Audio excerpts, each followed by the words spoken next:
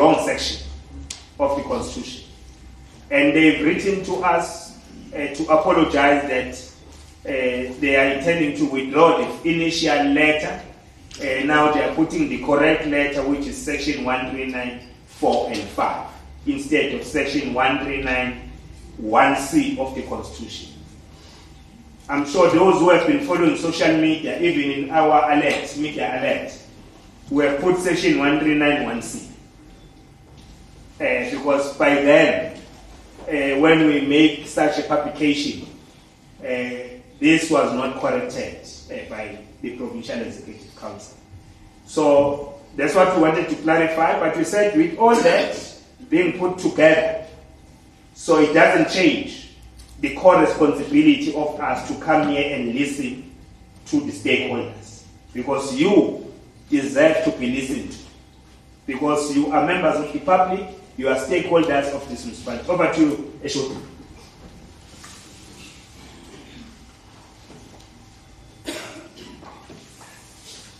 Thank you, Honorable Chairperson, and Honorable members of the Select Committee. Eshotu, as you know me, 15 minutes, nothing more, nothing more than that. Okay, former councillors and protocol observed in the interest of time. Chair, I think you've already indicated why we're here. So this is supposed to be the body of the presentation, but I will simply talk to it. The reality of the matter is that we know that this came as a result of an application that was made by AfriForum and way back in 2024. And the High Court of the Free State would have then ruled in favor of the applicants. The applicants would have made an application for a plethora of reliefs, where they were saying that the municipality is actually in breach of its constitutional obligations, and here section 152, but went down to issues of provision of services. And Judge Dafu then on the 20th of June would have resolved that respondents number 5 to 9, they are what we call provincial respondents. 1 to 4 were what we call local government respondents, which means the municipality in the district. But 5 to 9 was the premier and the various departments or MECs. There was a finding of fact that the provincial government has not intervened in the affairs of the municipality, and they were directed to forthwith intervene in terms of section 139, 4 and 5, Chair, as we have said. And in the main was the fact that we must implement a recovery plan to try and deal with the issue of the financial challenges, basic services that were not being rendered, but that the municipality must be. This is up until finally, I think, once the SCA had dismissed it, in terms of section 18 and subsection 3 of the Superior Courts Act, there was a request that the decision of the court of Judge Dafu must be implemented with immediate effect, pending the application by the municipality to the Constitutional Court. But Judge Okorman then have given the municipality 21 days within which to prosecute the appeal, failing which the decision of Judge Dafu will be implemented. Now we know that on the 2nd of June 2026, the Constitutional Court then dismissed the applications on the basis that it bears no prospect of success.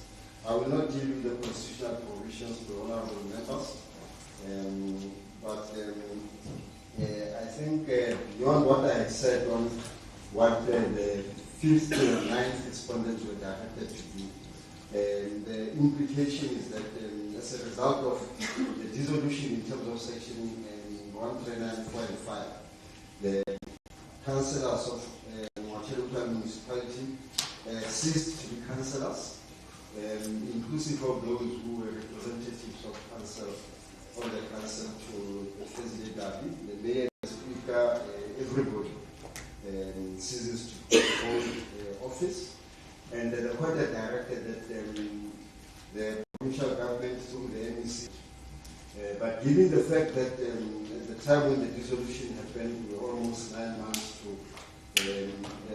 local government elections, and what it means is that the Municipal Structures Act provides for what is called caretaker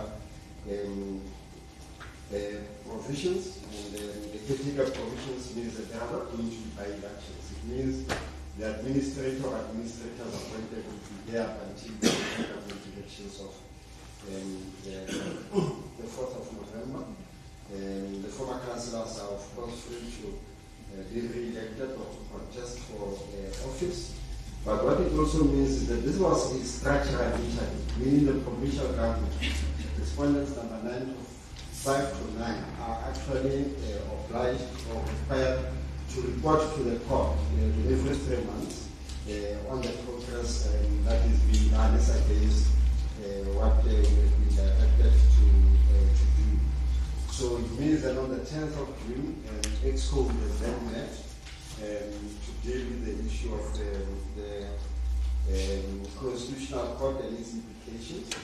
And then on the 23rd of June, the MEC came and I presented before the former councillors the implications of the court ruling as well as the introduction of an administrator, and we also would have then gazetted that chair. So in a nutshell, Chair, it means that from our side, having dealt with the issue of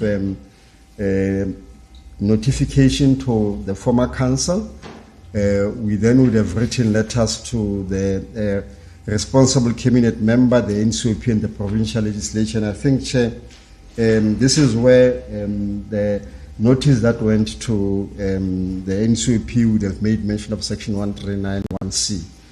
But at all material times, Chair, even when we came here to present, we were always clear that we're acting in terms of a court order, and therefore it's 139, 4 and 5. And I think whatever inconvenience caused, on behalf of the department and the provincial government, we would apologize. We did send an erratum or a correction letter through the MEC that was sent to the chairperson of the NCOP. But this is where we are. Thank you very much. Thank you. Thank you, Shoti. We are now going to invite the former mayor to make a representation on behalf of the former council, stroke council. Former mayor, stroke mayor. I want to be safe. I don't want to say former mayor. I just want to say former mayor, stroke mayor.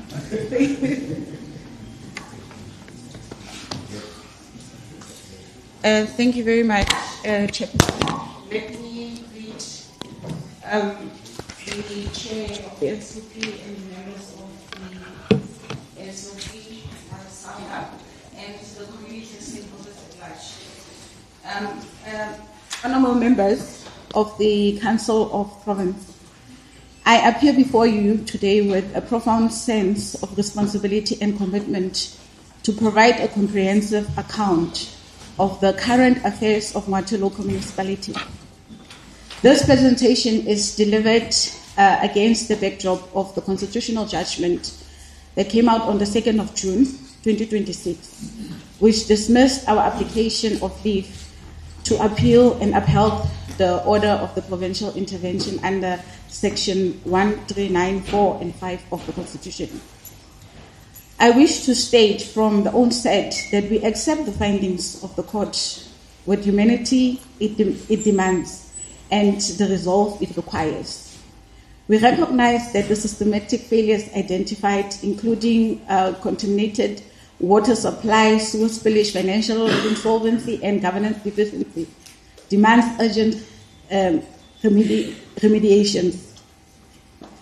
This presentation serves not as a defense of past failures, but as an honest account of where we stand. The substantial progress we have made since May 2024 and our unwavering commitment to cooperate fully with the provincial administrator to restore sound governance and service delivery. Honourable members, I acknowledge that the Constitutional Court has affirmed the findings of the High Court that on the mandatory provincial intervention under Section 139, 4 and 5 of the Constitution are indeed present. The court held that our municipality is in breach of our constitutional, legislative and regulatory obligations towards the residents, and that our conduct in failing to ensure sustainable service delivery, promote a safe and healthy environment, manage our administration and promote social economic development. I accept these findings. However, I wish to place on record that since May 2024, when the application was initiated, we have taken deliberate and significant steps to address the systematic failures identified. The comprehensive handover report has been given to the provincial administrator. Firstly, on potable water and supply and quality. Honourable members, I wish to address the critical issues of water supply, which has been at the center of our challenges and our recovery efforts. The current state of water supply. I am pleased to report that significant progress has been made in improving water supply across all 5 towns, which is Parys, Hilbron, Kopis, Rutherford, and Eatonville. The current infrastructure is generally insufficient and unable to keep up with the demand, but through sustainable capital investment, we have achieved milestones. Water sharing is no longer being applied in this municipality. And if you look in Parys, when we started, there was Jojo tanks everywhere. There's no longer a Jojo tank, no longer a water tanker moving around. Communities that were without water for an extended period are currently receiving water daily. We have evidence thereof, where communities are saying 10 years, 30 years, we have not been receiving water, we are receiving water. Major infrastructure projects have been happening.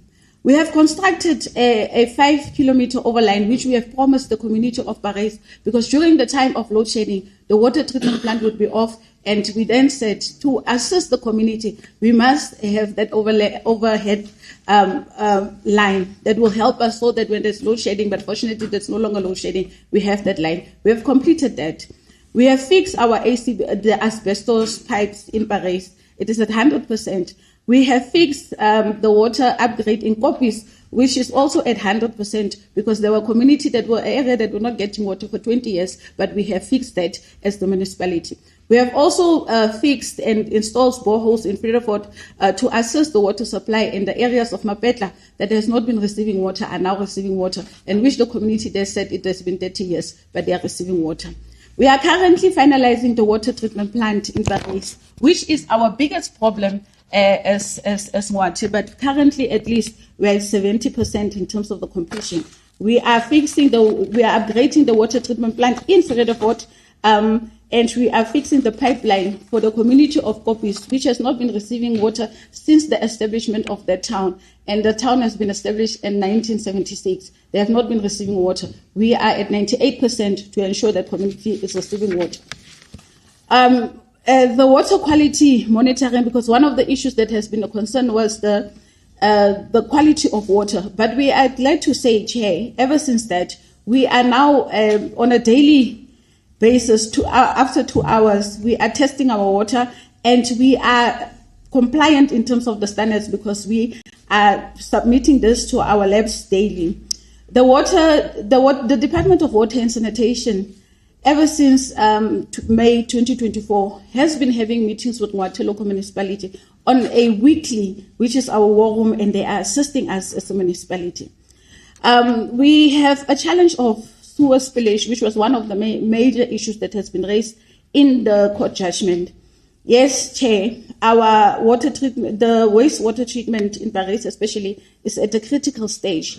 But we are glad to announce that in terms of DWS, we have our upgrade for the waste treatment plant is at a stage where DWS is doing the feasibility study. We are currently implementing a project which is called the R59 project, which is dealing with the spillage of the water, but this project is being implemented by MISA. Chair, it has started, so we are addressing the sewer issue. But our major issue in terms of the sewer, Chair, when we get the blockages, it is mainly based on foreign objects. So there is also a sense of sabotage in terms of our sewer systems. But we have replaced the pump in Vredefort, we have replaced our sewer pump in Vredeshoop, we have replaced the pumps in Tumahole as well. We are constructing a sewer line in Hilbron, which is the industrial area, because we had Clover saying to us as a municipality they will leave. But fortunately, Chair, because we are addressing the challenge, sewer is no longer leaving, Clover is no longer leaving, the community is no longer losing their jobs. We have also a sewer line that we are dealing with in Hilbron, which is to replace the waterborne sanitation in Hilbron. We're at 75%. In terms of the green drop compliance, Chair, we are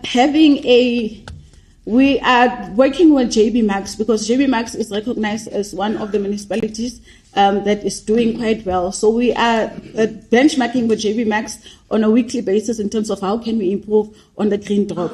We are also working with Mooi River Forum and the Blue Deal Partnership, because part and parcel of the spillage on the Vaal River comes from upstream, which is in the Vaal. So we are working with them to ensure that Ngwathe does not always get the brunt for everything that is happening. Chair, I must also say that we do have issues on our roadwork network. What we have done, Chair, fortunately before this whole this dissolvement vis-a-vis, we were able to establish our own academy as the municipality, where we are now finally doing our own asphalt as a municipality, and we are training our workers in terms of closing potholes properly. So we call that the Ngwathe skills development. So it is happening, Chair. If you move around, there are already people doing that.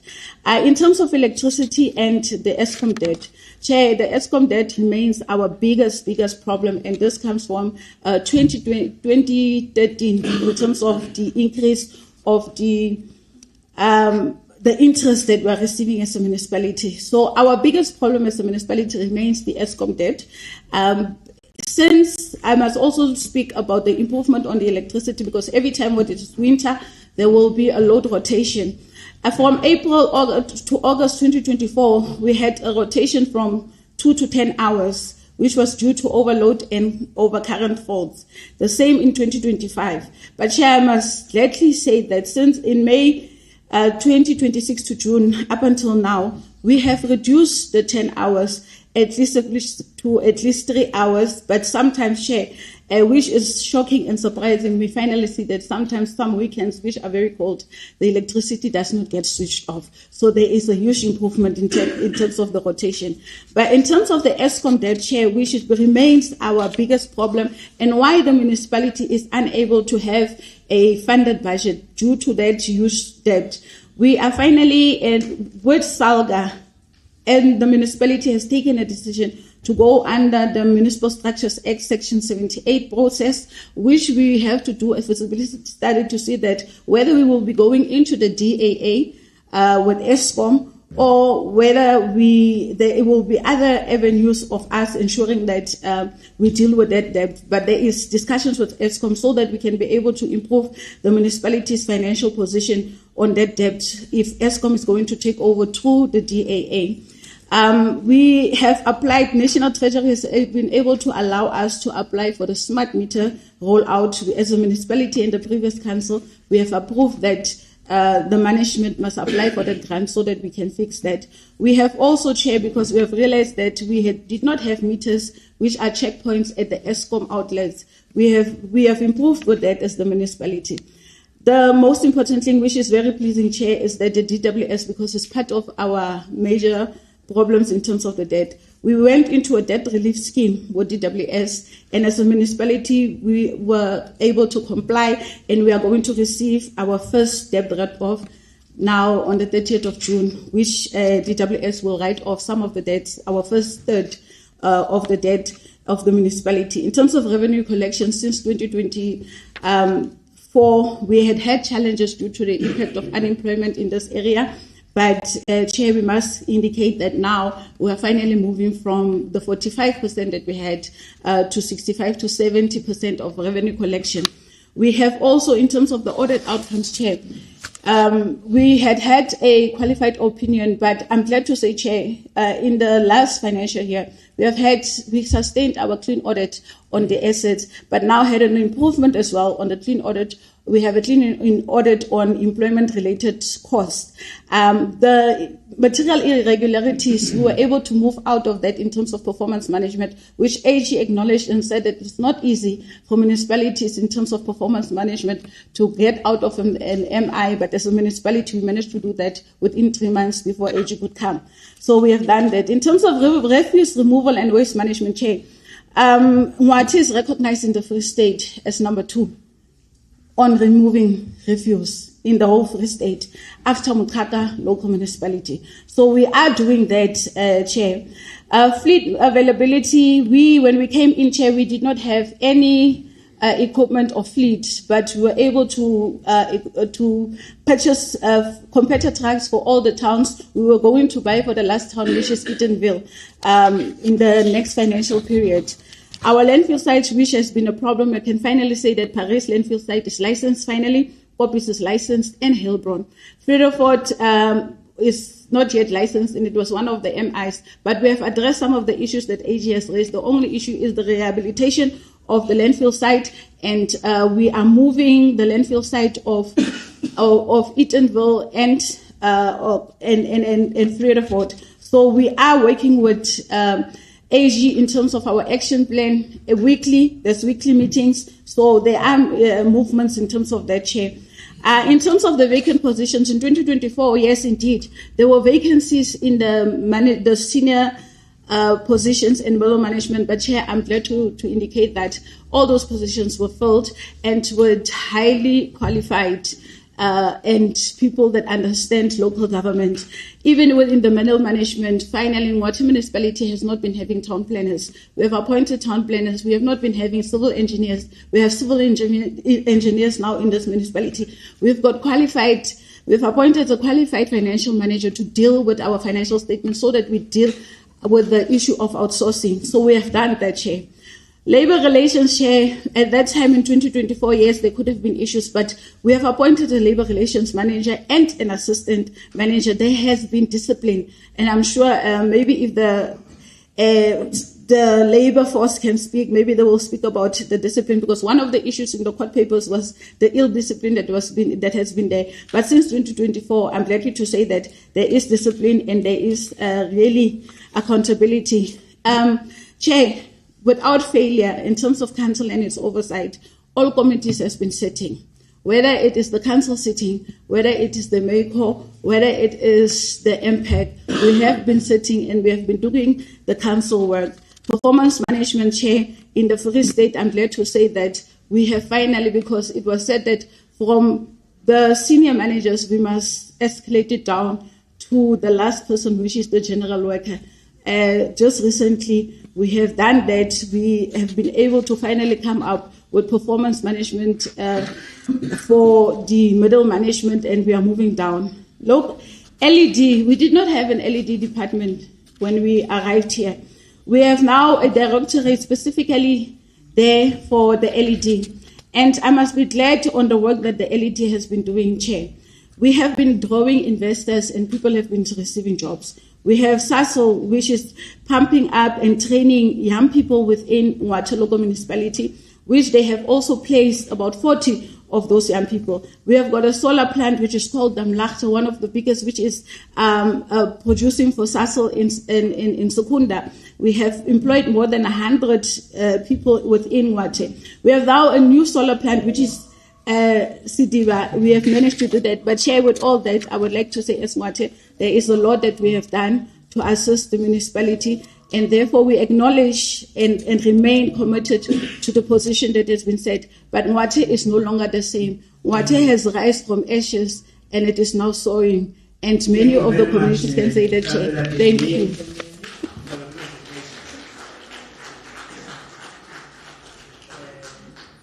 At least you were able to cover everything within 15 minutes. Yeah, you try to summarize your 181 report. You condense it. Thank you, Councillor Chombeni. We are now going to move. We'll request the current administrator, Dr. Montingwa, to take us through what is currently happening, how decisions are taken, how processing of issues is being done. Yeah, over to you, Doc.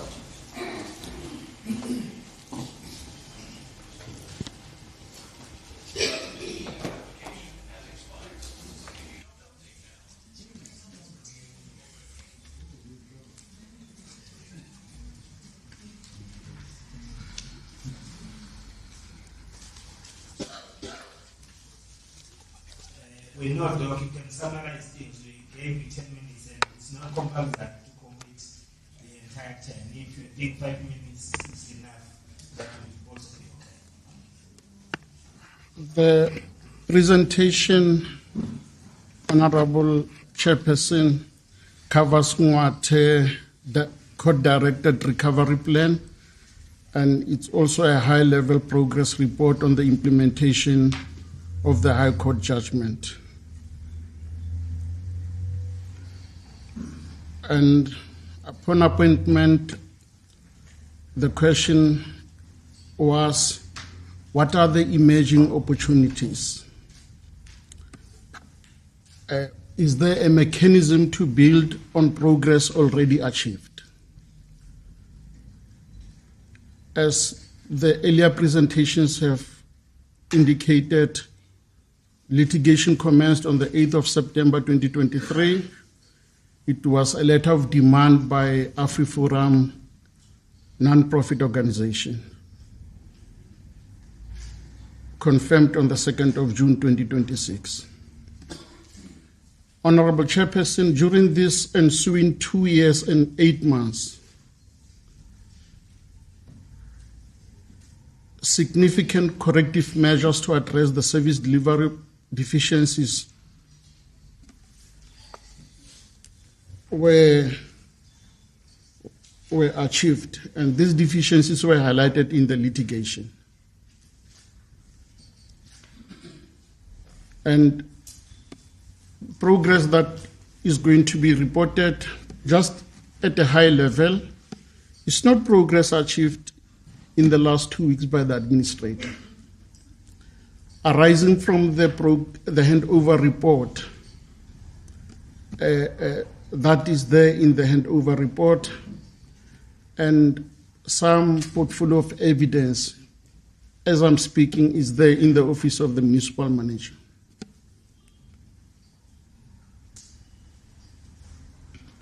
Chair, one is not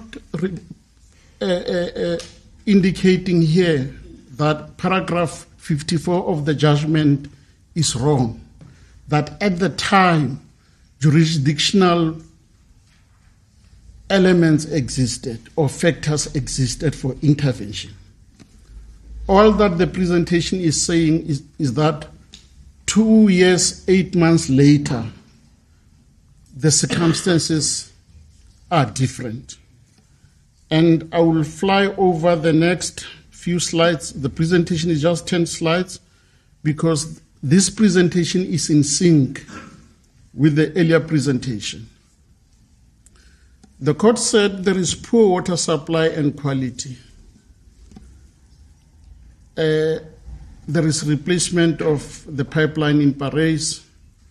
There is installation of 3-kilometer pipeline in Kopis, construction of new bulk pipeline from Kopis to Edenville, near completion, installation of new line with pressure tower in Ngwathe, refurbishment of Parys Freder for water treatment works, municipalities compliant with SANS 241 water standard.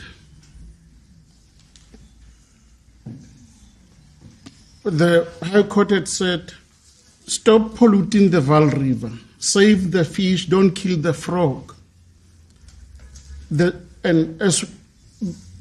intervention is that the discharge of raw sewer into the Vaal River has now been halted by procurement of installation of new pumps set at the R59 pump station. In addition, as we speak, Honorable Kaunda, the service provider is on site at Sanghat pump station to eliminate remaining sewer spillages. The municipality is implementing Green Drop Corrective Action Plan, namely the GCAP, and it is a requirement that by the 30th of June, the municipality must submit revised action plan, and it has successfully done so. Currently, there is also a master plan, even though it is at a draft stage. Continuous power outages. Currently, there are 4 auto reclosures installed in Parys to strengthen the network.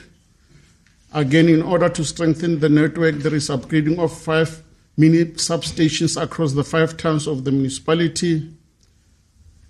There is now a 5-kilometer line directly connected from Eskom intake to the water treatment works. In other words, when there is a minor disruption of electricity supply, there is now water supply. One does not stop the other. Once and for all, in Vredefort, the municipality in the 26-7 financial year is refurbishing the switching station to stabilize the network.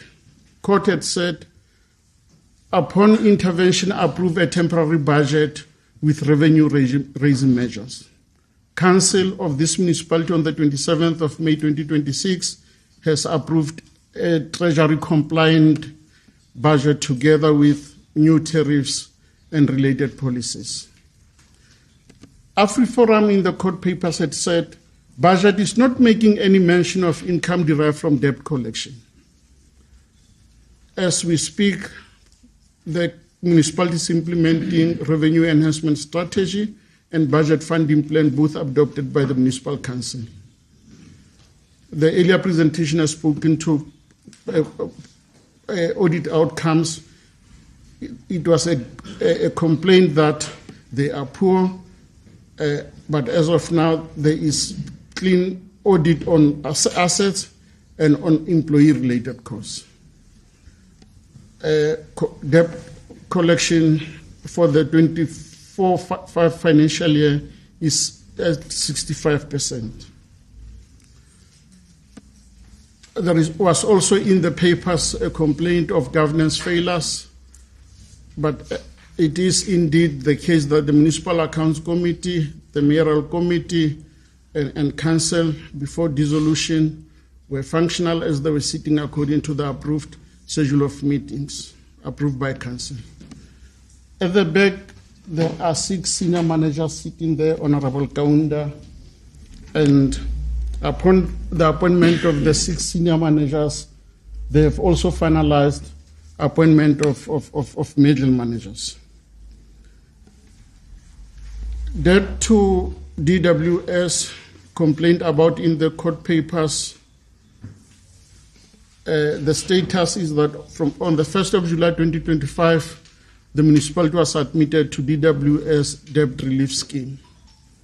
Municipality has complied with most conditions, and it has received now confirmation that it would receive first 1/3 debt write-off by the 30th of June 2026, as the earlier presentation has said. But the last thing perhaps that one needs to mention is that in the papers there is a complaint or a finding of massive debt of 1.5 billion to Eskom.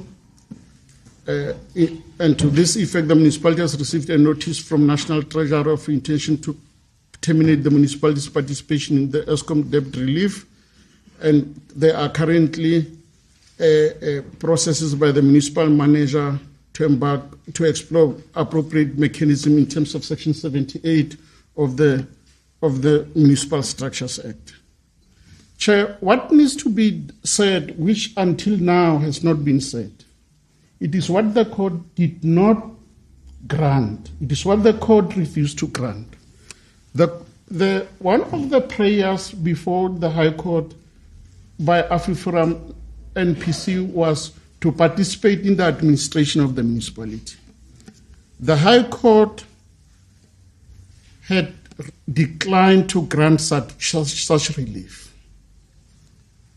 Instead, the High Court had determined that the Free State Provincial Executive Council should be afforded the opportunity to implement the intervention. Honorable Kaunda, we will continue meeting with AfriForum. I had met them on the 3rd of June 2026.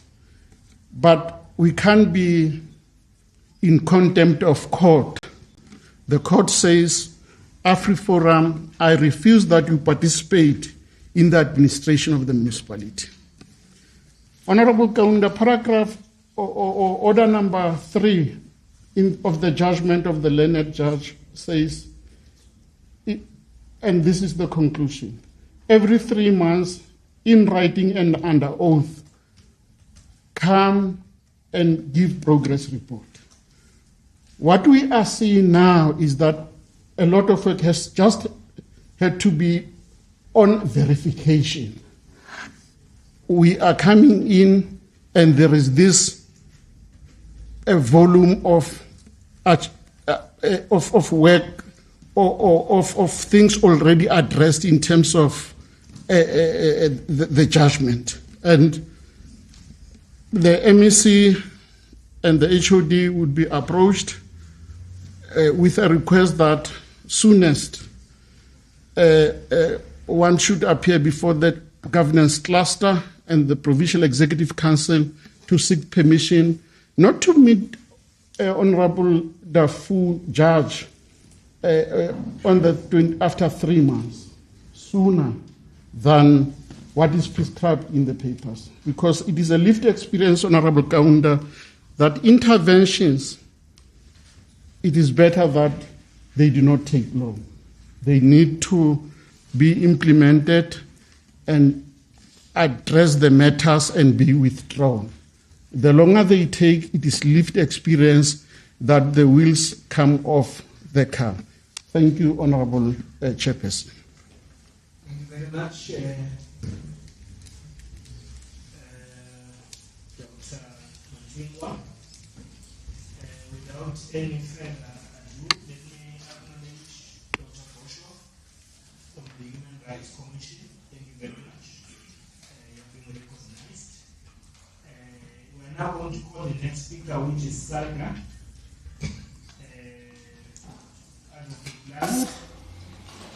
Who represents Salga.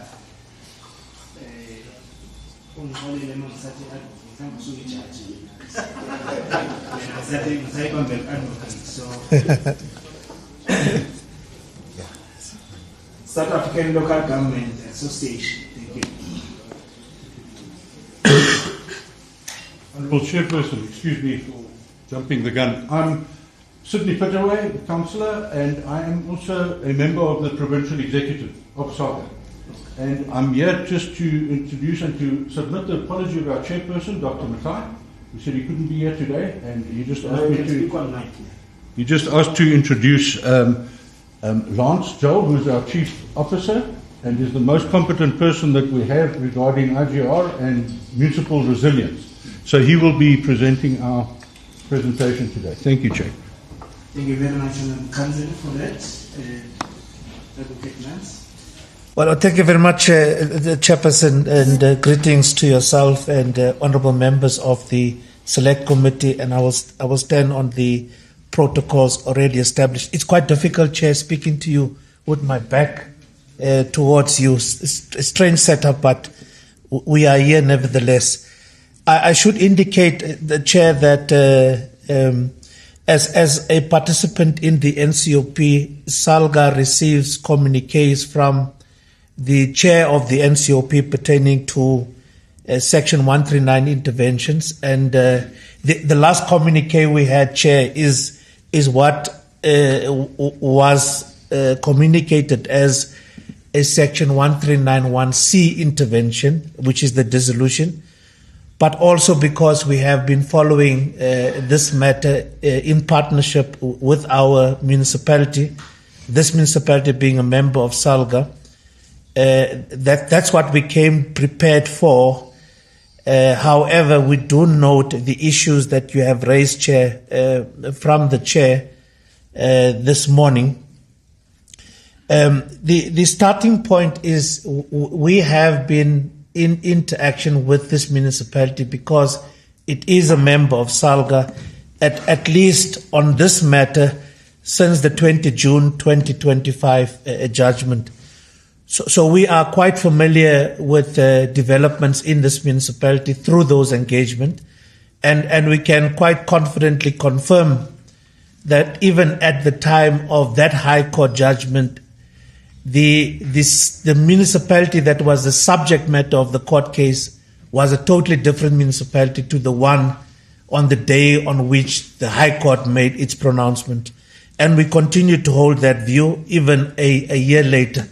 So our presentation will slightly differ from the one submitted, Chair, in line with the earlier inputs that you have made, and we will try and be direct based on the current processes that have been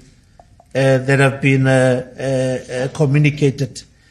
It does look like the slides on this presentation is different from, I don't know, the slide numbers are quite different to what I sent. Yeah, and some things are not appearing. Like here, it's not there. Let me make the points we were going to make, Chair, despite the technology letting us down. And it would have been quite nice to have it on the screen. For us, there are 4 events that are important. The High Court judgment, which is June 2025, the processes that unfolded towards appealing that judgment, leading to the second event, which is the 2nd June 2026 Constitutional Court judgment, ultimately dismissing the appeal by the municipality.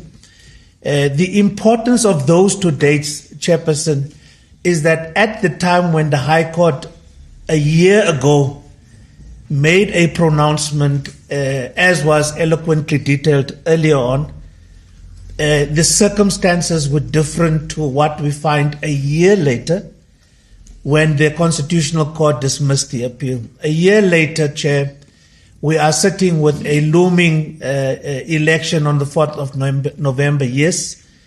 Whilst the President has announced the date, the Minister of COGTA has the responsibility to publish formally the date and promulgate the date. But all of us are working on that particular date of 4 November. And as said earlier, in implementing the decision of the High Court now a year later, the circumstances are quite different. And it is important that those circumstances must be considered, because one thing we are not saying, Chairperson, we are not saying that the High Court decision of 20 June 2025 must be ignored.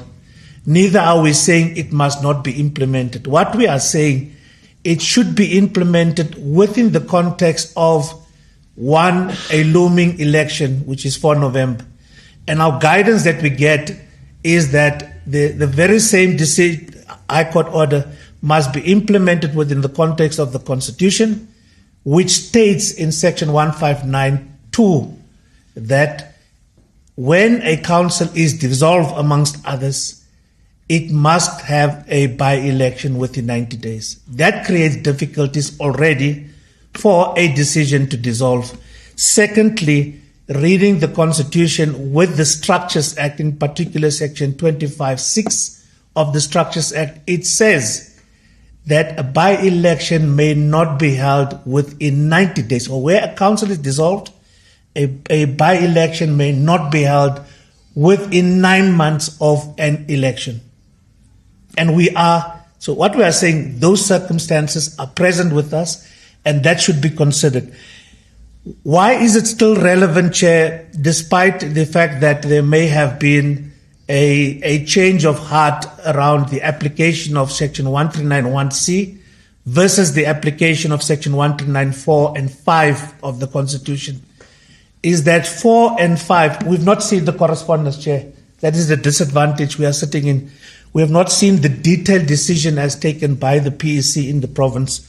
But when you look at Section 1394 and 5, they are applied in specific circumstances, not general circumstances. It's very specific.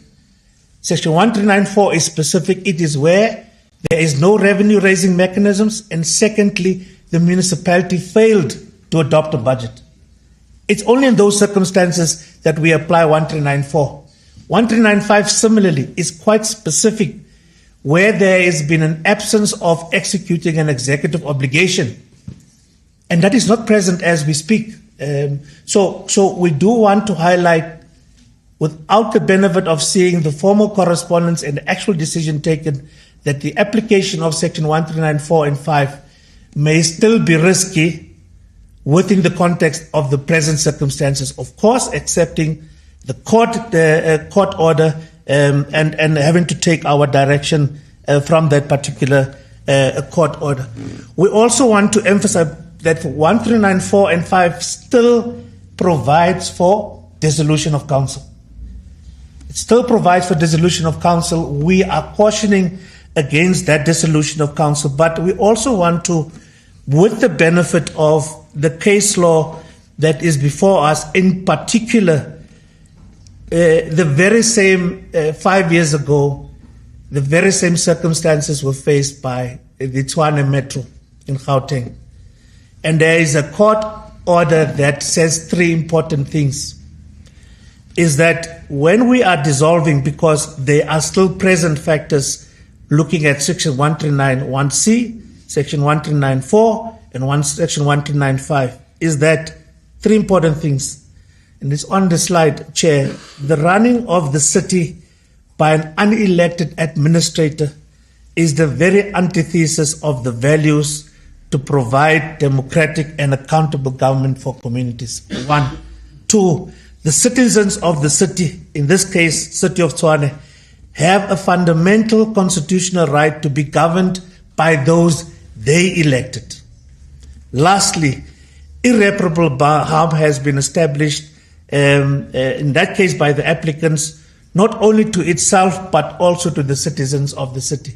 So what this court is saying, by removing a council that is elected democratically by the people and replacing such a council with an administrator, goes against the democratic values, and it goes against the will of the people.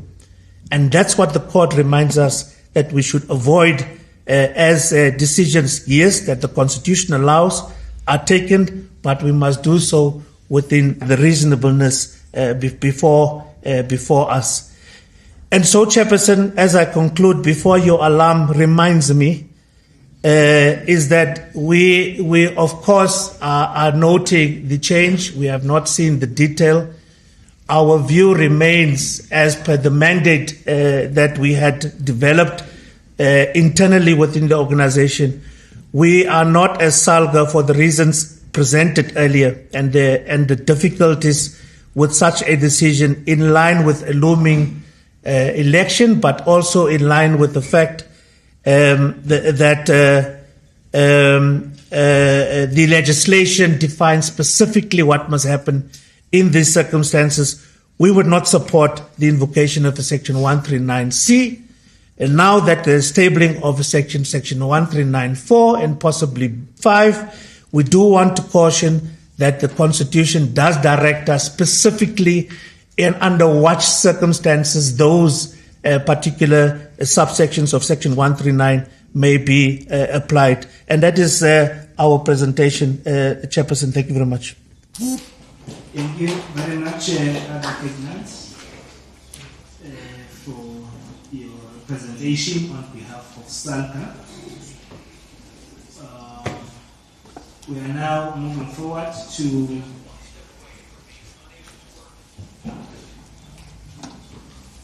request political parties through their whips. Remember my stroke application, which I've been saying, but the whips will represent the perspective of their political parties. So, because political parties are represented in this council, let me start with the Aaron, Councillor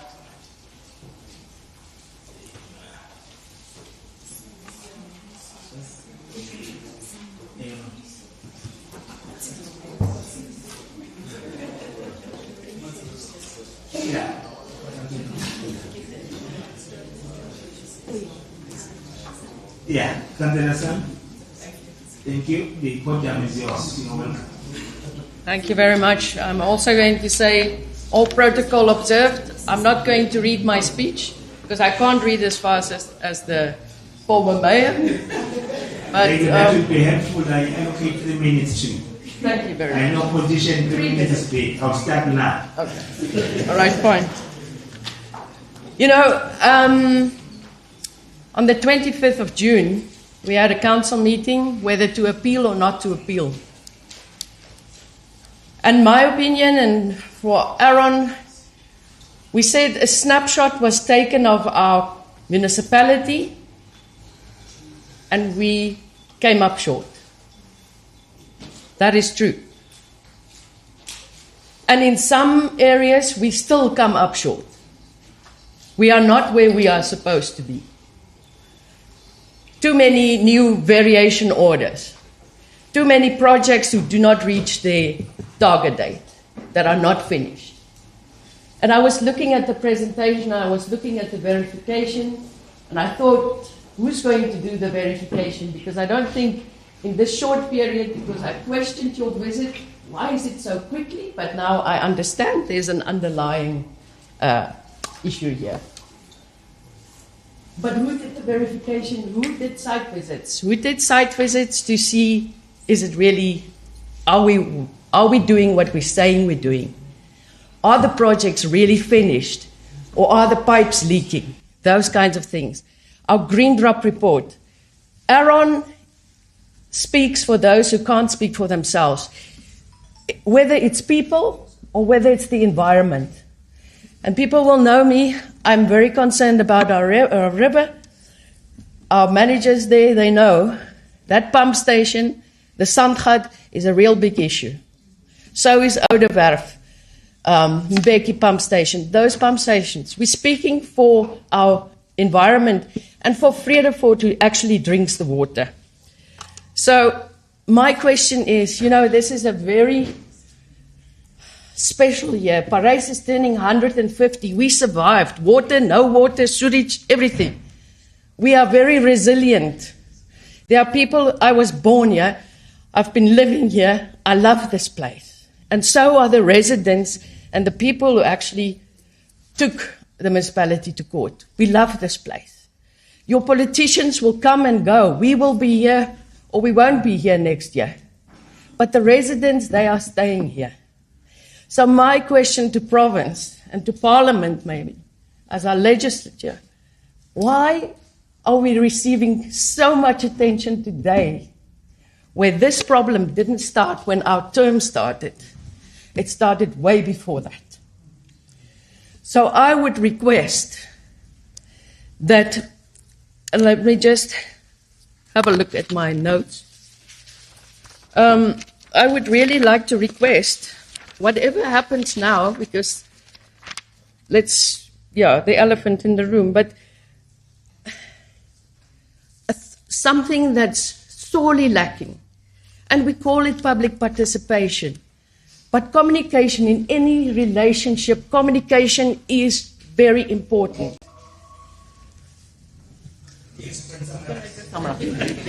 Okay, so communication, I'm asking please, whether it's province or whoever is going to take the reins again, please communicate that the public know what happens. Please. And thank you for being here and for listening to us. Thank you.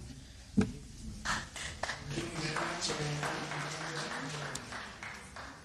are now going to call the Freedom Fighters. Councillor Marina.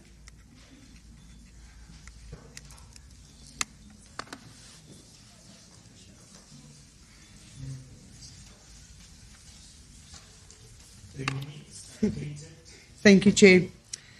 Ngwathe residents deserves better. The solution of Ngwathe Municipality was hopelessly overdue. After years of ANC rule, an ANC administrator has been reappointed. If you look at what is happening in Mafube and Nala, for example, this inspires little to no confidence that real change will take place within the next 4 months before the elections. There was improvements under the new MM. While Ngwathe residents experience the consequences of poor service delivery, the dilapidated infrastructure and unsafe working conditions on a daily basis, millions of rands have been spent on appeals, money that could have been used to fix roads, renovate infrastructure, provide employees with the necessary equipment and personal protective equipment. The consequences of this is tragic. One technician has already lost his life, 2 were injured, and last week another technician was injured. No employee should risk their life because of basic equipment that is missing. The VF Plus is of the option that Ngwathe does not need more ANC control, but accountable leadership that uses taxpayers' money wisely, holds officials accountable, and puts service delivery first. How much more must go wrong before the true causes of Ngwathe's decline are acknowledged and actively addressed? The residents of Ngwathe deserve better. Thank you. Thank you very much.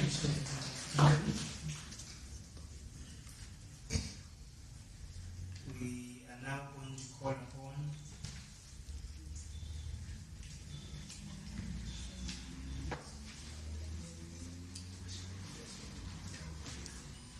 the following parties: EFF, Kanzela, Bernard.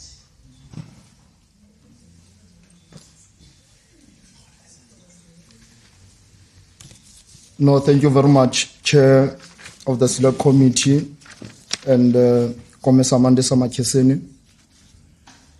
The EFF takes note of the judgment that was handed down by the High Court of the Free State on the 20th of June 2025 and the subsequent confirmation of the judgment by the High Court, by the Constitutional Court on the 2nd of June 2026.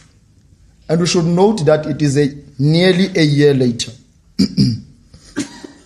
It must be noted that Section 139 in its entirety is designed to be an intervention mechanism where you come and intervene and assist the municipality with whatever challenges that has been raised. But our stance is that Section 139 is more of a punitive measure and is a reactionary mechanism. We feel that the Provincial Executive Committee should have at least considered Section 154 before even moving to Section 139. But because the judge has directed, the MEC and the executive had to implement the court judgment. Not all municipalities collapse because of corruption. Some is a question of not having the necessary skills. Over the past 3 to 4 years, Ngwathe has done tremendously well. We now have a senior management cohort that is seated at the back, fully qualified, who knows the job and local government. Municipalities such as Mohokari, Nala, Masilonyana, Mafube, Mokhaka, Mangaung, all these above mentioned municipalities has gone into various sections of Section 139. And we must be using these municipalities as a blueprint when it comes to Ngwathe. You go to Masilonyana, they are failing to pay salaries. They even use equitable share to pay salaries. That has not been the case in Ngwathe.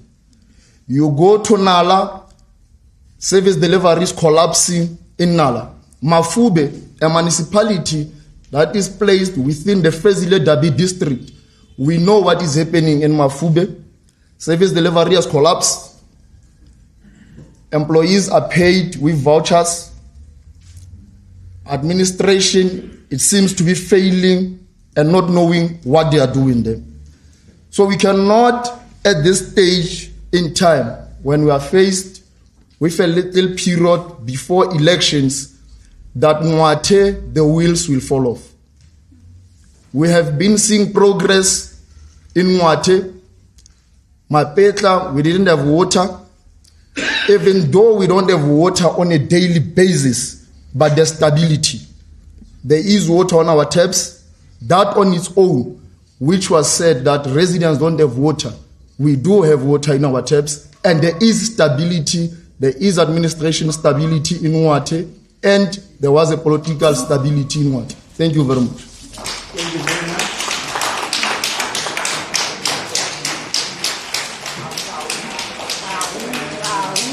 We call upon Councillor from the BA, Councillor Alfred Sehun.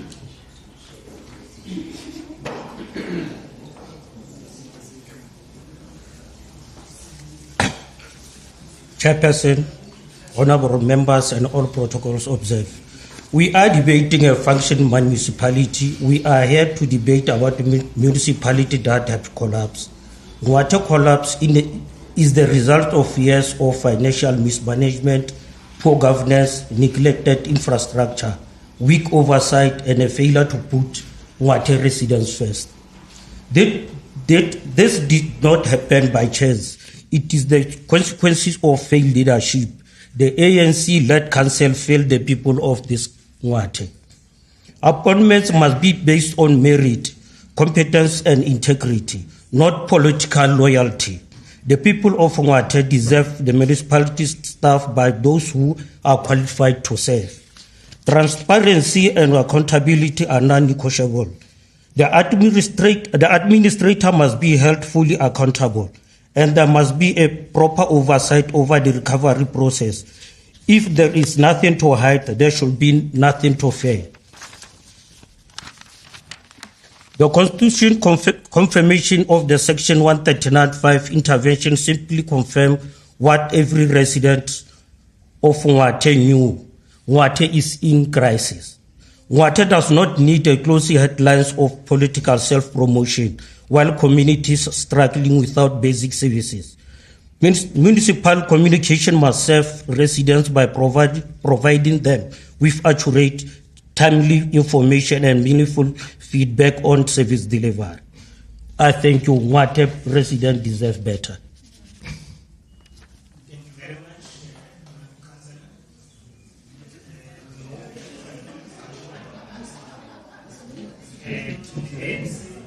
Councillor Ngwathe.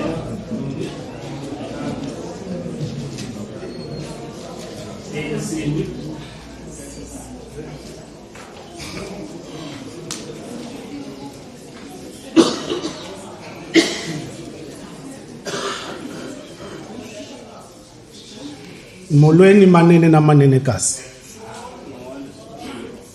Sibulisa kuwe chairman. Umbuzo wami kuthi nje umnye siyingwathe sifelani. Honorable Chair and greetings. Let me also greet the Executive Mayor, former Mama Action. Let me also greet the members of the Council, the stakeholders present here, the management who are present here. Chair, I stand here before this Council today to present a critical position regarding the future of Ngwathe local municipality, particularly addressing the calls for dissolution.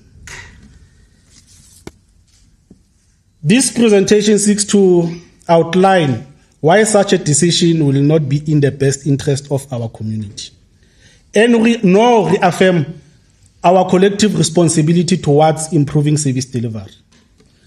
Chair, the court judgment or the court of Ngwathe, it's a historical issue. It's not something that came now.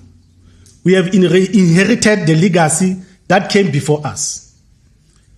And stand here today, Chair, as my friend said earlier on, to say, today we have a full functioning management led by a doctor. Not just a doctor by that Papa Action. I call him Papa Action. That's why Ngwathe is here. There's a strike that has been happening in Ngwathe since the doctor and the management here. Chair, there is a political stability here. There is a stability in this municipality. The lawlessness that used to happen here before this administration, now there is no such, because we have management that is qualified, not just management. Chair, we must also acknowledge the court judgment in terms of dissolution. But why can't we look into another alternatives? The provincial government and the COGTA, while they were supposed to play their part, they were not where to be found. The municipality was all alone. We are in this mess, Chair, because of them also. Chair, all the projects that have been mentioned by Mama Action, we are finishing them.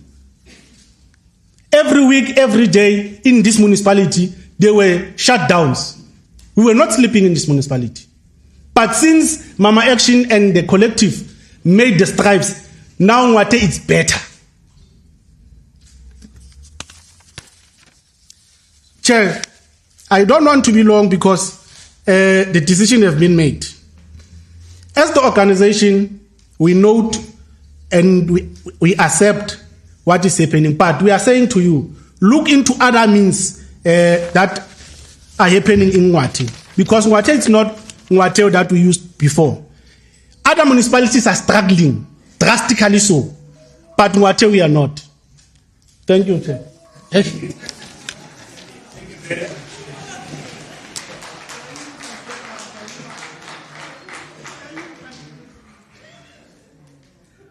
for being conscious of time. We now move to the organized labor. I just received an apology from Imatu, the representative. There was a family emergency. She came here to me to request to take a leave. So we also conveyed our message to the family. So we are now going to call upon, but if any representative has been sent to represent Sam, please indicate. But she indicated that she was alone here. Yeah, Sam, no, Sam is going to speak on its own. Let's welcome Sam to make their representation. Thank you very much. 3 minutes will still apply. Okay.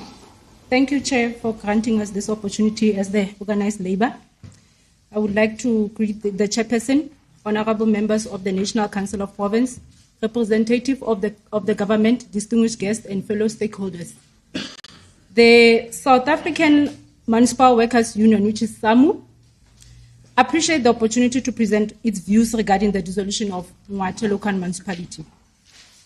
At the outset, SAMU wishes to place on record that we respect the decision taken by the Department of Corporate Governance and Traditional Affairs, COGTA, to implement the court judgment that resulted in the dissolution of the municipal administration.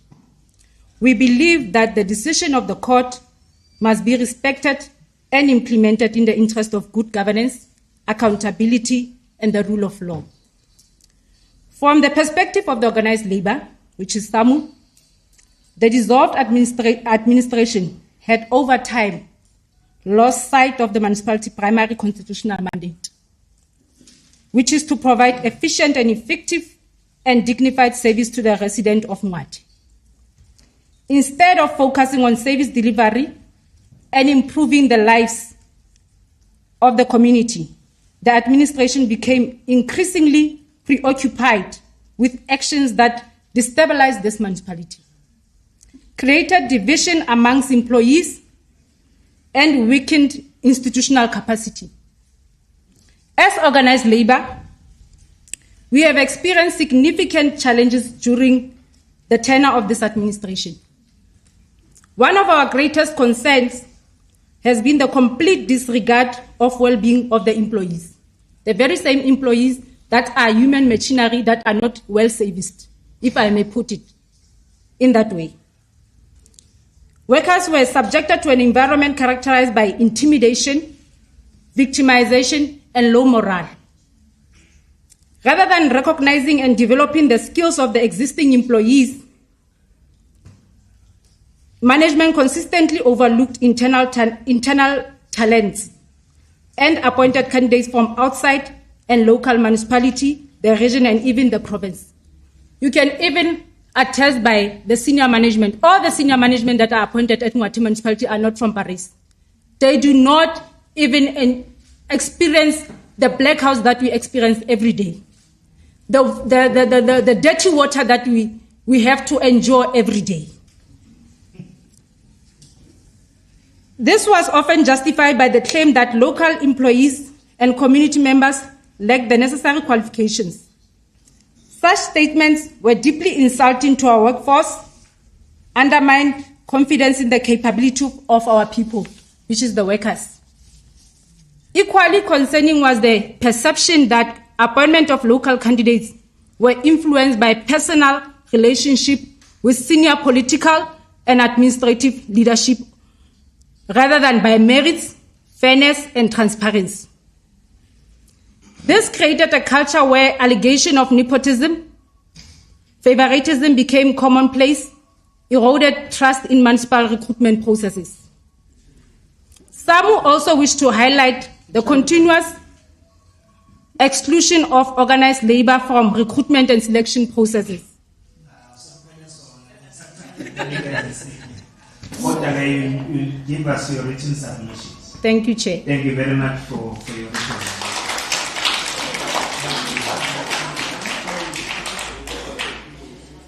We are moving quickly because we've got a long list of stakeholders who are going to speak here. Now, we are going to call the first stakeholder. There is Edgar Lehuane Foundation.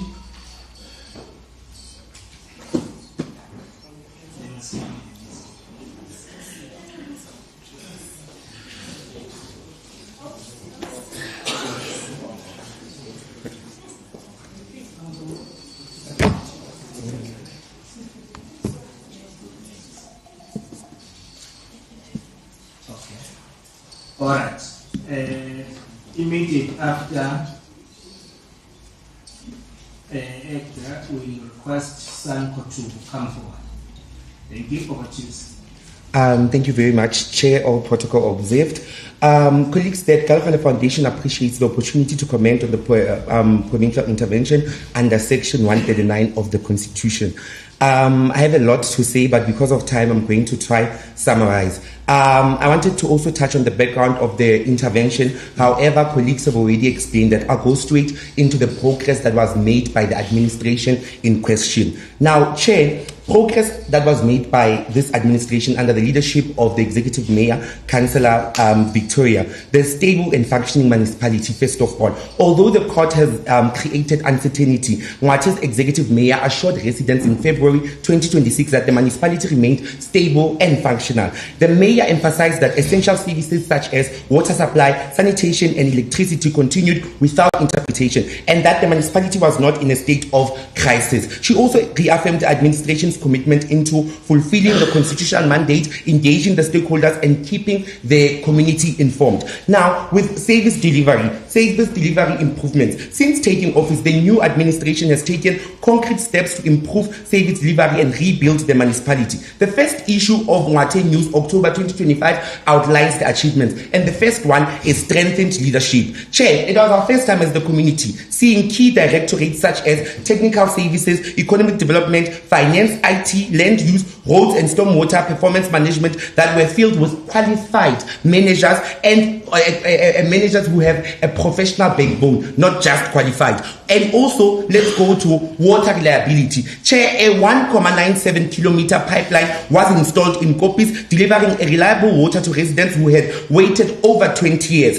A pilot borehole project in Tumahole was also brought in place while the long-term project continued. Now, let's look at the municipal project that also adopted a two-track approach that had immediate repairs, leak fixes, borehole optimization, and tanker services as well. Also, long-term upgrades that were replacing old pipes, refurbishing treatment works, and building reservoirs. Now, we go to public lighting. A municipality-wide program repaired street lights and high-mast Apollo lights, improving safety and supporting local businesses. Waste management. A new refuse compactor truck was stationed in Mokwalo, which improved refuse removal and reduced illegal dumping. Traffic services. The traffic department was revived and new traffic vehicles were deployed, restoring law enforcement and enhancing revenue and infrastructure as well.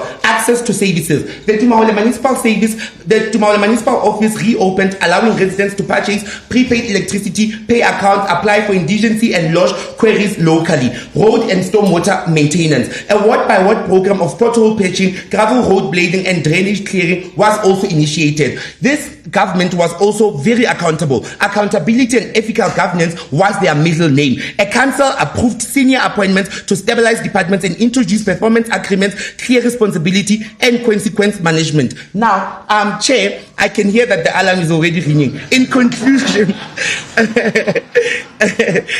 now, Chair, I'd like to conclude. In conclusion, the Galokale Foundation does not support the dissolution of Ngwathe Municipal Council or the imposition of provincial administration at this time. The conditions that led to the court order were the result of past government failures.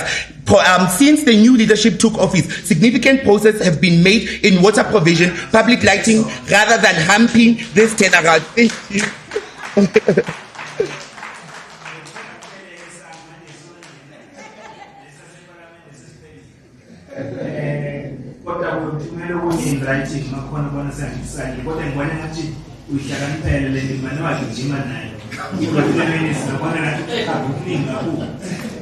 Thank you very much. Let's move. Stanko. No, thank you so much, Chairperson. Greetings to yourself, Honorable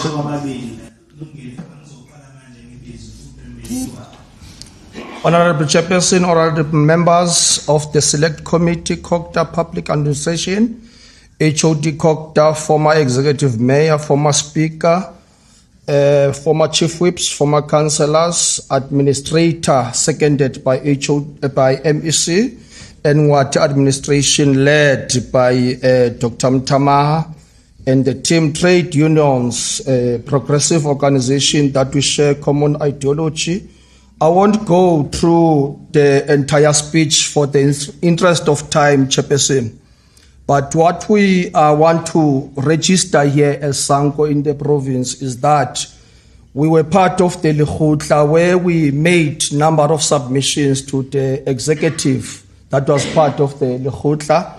That number one, they must intensify the war rooms whereby issues of service delivery gets deposited. To that effect, there is what we call every Tuesday war room that is chaired by Dr. Ntili, head of DWS in the province, where the municipality accounts on its water provision, number two, sanitation services, and on the projects. And then not only that, Chairperson, there's even monitoring by the provincial team led by Dr. Ntili. There's improved the services in terms of water provision of the municipality. For the first time, the municipality is having a water services development plan in place. And then they've got a blue drop corrective action plan that has been approved by DWS at the provincial level. On sanitation services, they've got a GCAP that was approved by DWS at the provincial level. I think only 2 municipalities in the province. It was Ngwathe and the other municipality, where the GCAP was approved. And the municipality, they met the deadline of submitting a revised GCAP, which is the 30th June. They did so, and the municipality is having a credible sanitation master plan, a water services development plan in place. So we want to appreciate the effort. There's a stability on top. The 6 of them have been, positions have been filled. There's senior middle management that has been filled. We appreciate that as Sanko in the province. Our view, Chairperson, without any waste of time, is that the repeated use of Section 139 intervention across South Africa demonstrates that the existing approach has produced not the desired results in government. Government should instead pursue reforms that build resilient municipal institutions, professionalize local government, strengthen internal controls, and establish effective council oversight structured through robust Section 79 committees. I thank you, Chair. I will forward this report to yourselves. Thank you so much. Thank you very much. We request Forum representative to come forward. Yes.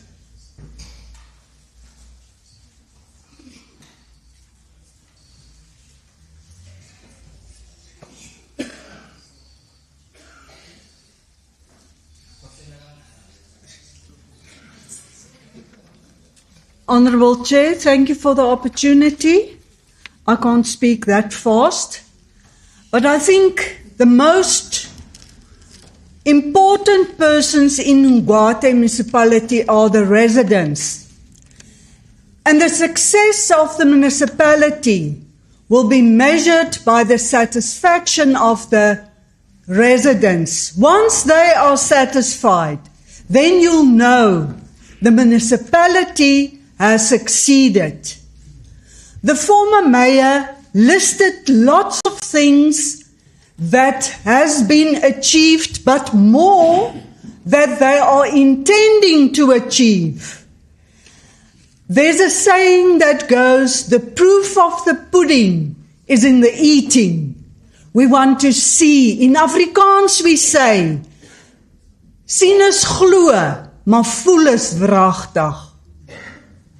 And that is what we wanted to see. The court case is passed now.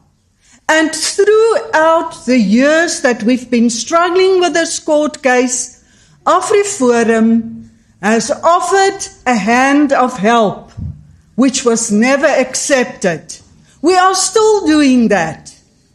If the money used to appeal would have been used for service delivery, then Ngwathe Municipality would have been in a quite different place.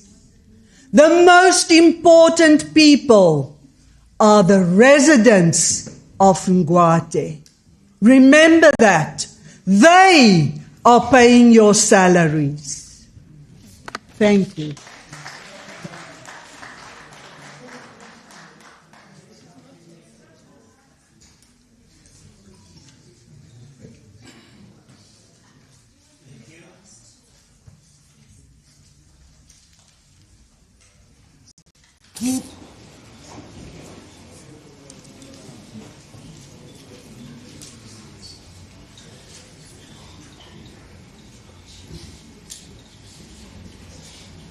Let's invite the youth representative to represent the interests of the young people.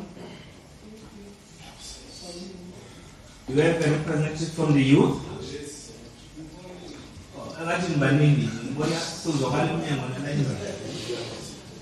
Who has been delegated?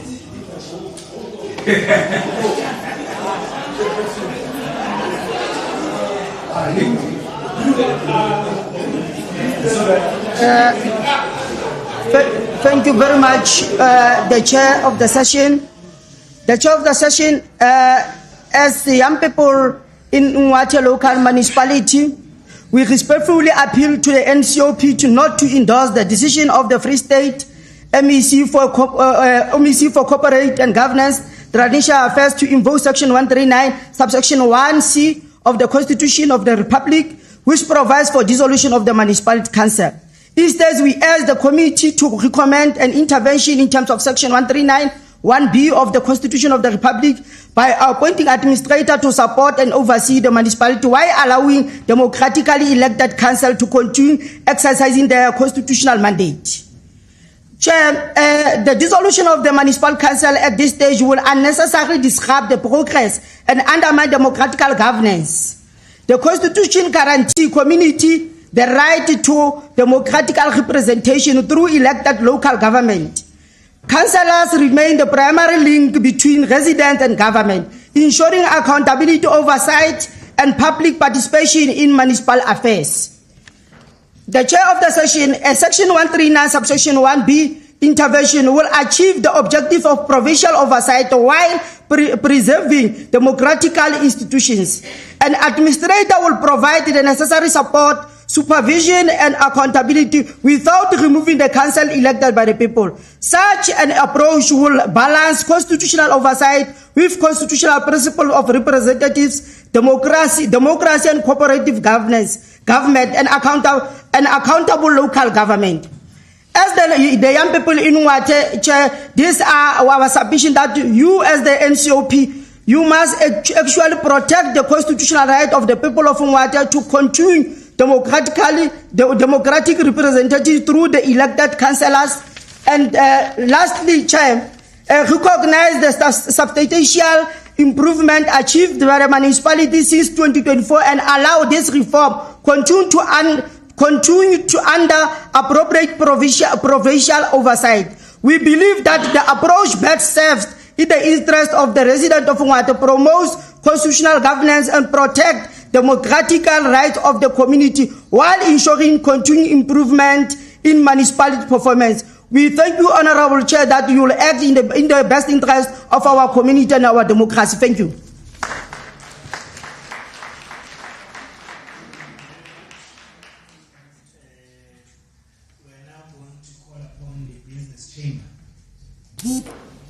The women must be ready. The representative for women organization must be ready. Sorry?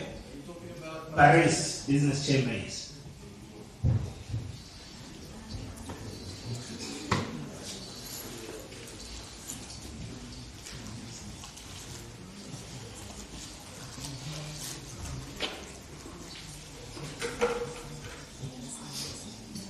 Good day, everybody. I'm Henry Deal, from Chairman of Paris Chamber of Business, and I acknowledge all protocols. What I would like to impress on this meeting is that public participation isn't what it's supposed to be. We've been knocking on the doors to be acknowledged as partners in this process. The law makes provision for that, through PPP, as well as the participation in all matters. That has not been acknowledged to date. I have sent numerous communications, made numerous submissions. I'm going to make this submission again to the committee today. And I officially hand this over with copies. It's too long to discuss in this meeting, so I'm going to leave it with that. And I'm going to wait eagerly for feedback on how the public are going to be involved in participation. You must know one thing. Every person that contributes to the fiscus is a participant already. Not allowing them to participate in matters of decision, borders and criminality. Please acknowledge us. Please give us an opportunity to participate. We have a vast gold mine of knowledge, skills in this district. We are a retirement destination. Can you imagine the skills we sit with? Why do we appoint consultants where our people here offer those services for free? Why do we spend 51 million on consultants when the people of this district offers those services for free? We've compiled a list, we have the skills, we have the people that are willing to train our young people. We focus on our young people, but there's no young organization being represented here today. Not really. I'm in contact with a network of young people in this district. None of them are represented here today. So I beg of you, we're not asking for participation. We're already participating. Let's just do it together. Let's just work together on this. Thank you, Chair.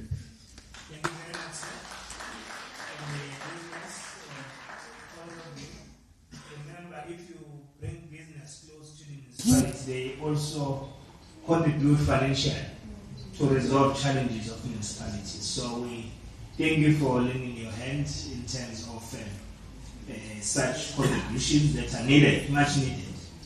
And we are looking forward in that. Let's then move to the women representative. when I say women, no, in women,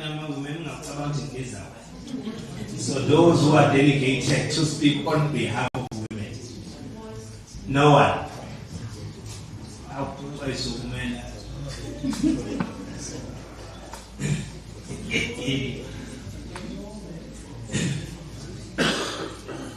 Okay, women representative.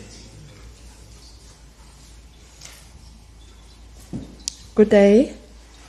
My name is Irma Herbs. I'm speaking on behalf of Skonkenwe Lanchon Club. I'm one of the founders of Skonkenwe Lanchon Club. I want to speak about service delivery. We are very happy with service delivery. In the past, we had a lot of problems because we have a lot of elders. We need water and service on site. And with electricity, we also had a lot of problems. We don't have, and people have land now. So I'm not going to say a lot, but my representation is on paper. I'll submit it.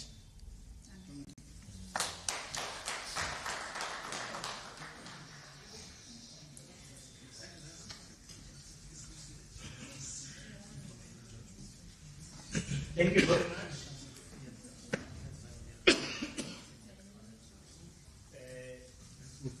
Women have saved our time. They rely on their written submission.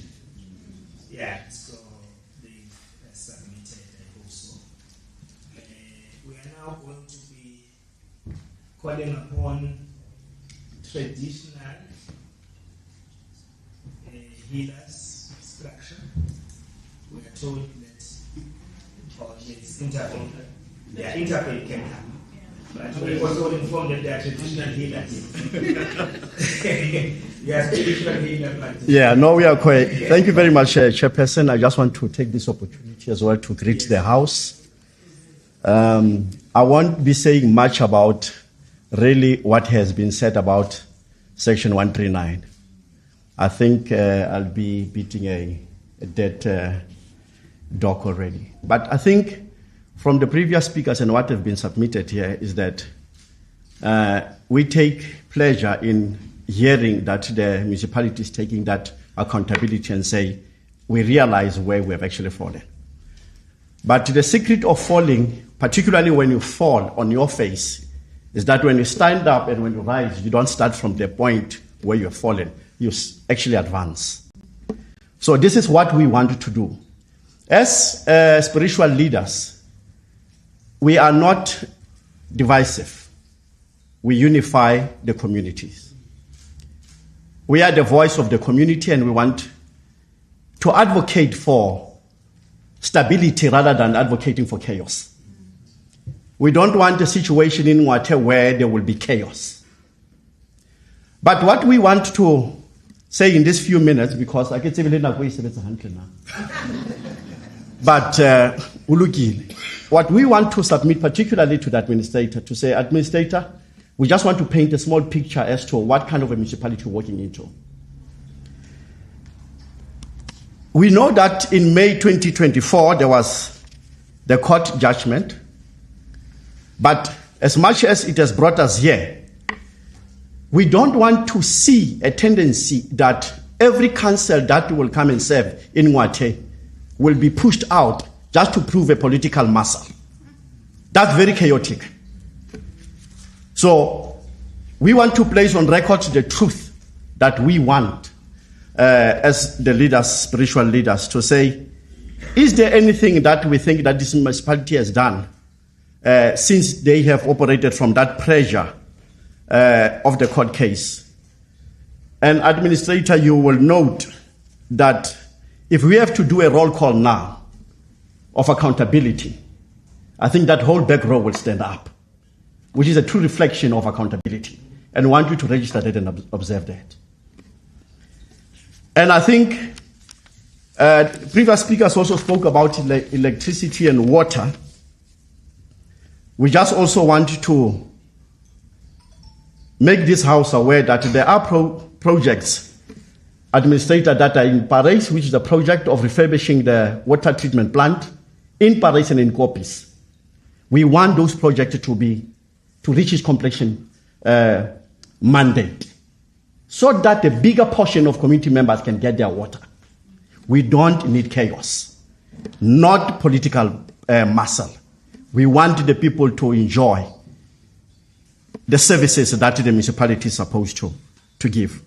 What we also appreciate is the procurement that was done, particularly the new operational fleet that we have seen and we have saw for purposes of service delivery.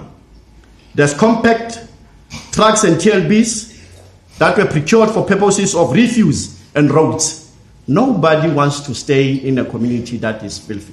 In the spirit of the fleet consumer. Let me rather submit. But we're advocating in closing, Chairperson, stability, and I think we are towards the right direction. Let Ngwathe not be a playground of political muscles. Thank you very much. Ngwathe Community Public Participation Initiative.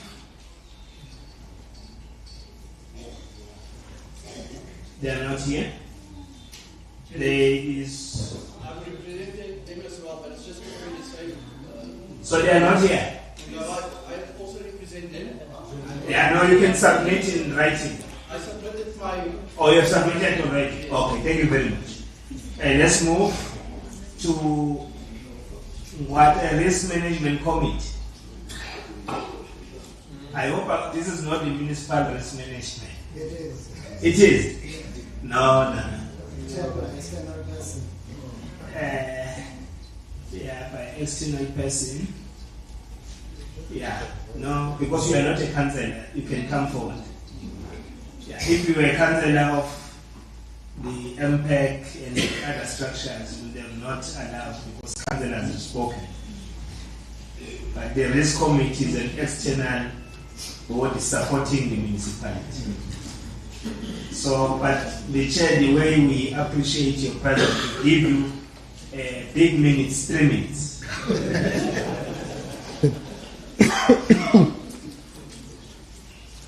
Thank you, Chairperson. Greetings to all. Allow me to say, we're just presenting a quick report in terms of the status quo with regards to risk management. My name is Bandi Lembange. I'm the chairperson of the Risk Management Committee of Ngwathe. I'm also a member of the Audit Committee. So we'll be speaking to governance issues in terms of the status quo, what have we done thus far. This is presented in terms of Section 166, subsection 2 of the MFMA. As a way of background, for the past 3 or more financial years, consecutively so, the municipality did not have a risk management committee nor a functional one. Since establishment, the committee has made some strides. We started putting processes, systems in place and procedures. We developed and reviewed the strategic risk management documents. These are related to the risk management policy, risk management strategy, risk assessment, risk register, risk management implementation plan, wherein we will be monitoring the implementation of risk actions or the mitigating strategies. We've also compiled a compliance register, wherein we will be monitoring the municipality's compliance with the relevant legislation, MFMA, and other regulations. This is still in a draft form. This will be undertaken during the current financial year 2026-27. We have also developed our Risk Management Committee annual work plan, which details our schedule as well as the items that will be dealt with on a quarterly basis per meeting. These strategic documents have been approved by Council/Administrator. The review or the revised 2026-2027 strategic risk management documents will be approved within this month, I believe by the end of this month. Fraud and awareness campaign, the Risk Management Committee advised the municipality to engage the other stakeholders like SIU, DPCI, commonly known as the Hawks, to engage the municipality or to be engaged by the municipality to conduct workshops on fraud and corruption related matters. We've had challenges within the Risk Management Committee because the Risk Management Unit is currently staffed by one individual. There were two, the other one is on suspension. This poses some serious capacity constraints within that unit and impacts on the functioning of the Risk Management Committee. In conclusion, Chairperson, I think Bungega Betty Bell, the Risk Management Committee notes with appreciation management's commitment to implement its recommendations, and it is satisfied that systems and processes are in place to achieve the desired outcomes with respect to risk management of the municipality. Thank you. Thank you very much. The Audit Committee Chair will be ready after the disability sector. We request Ms. Petro to come forward to represent the disabled community. Are they here?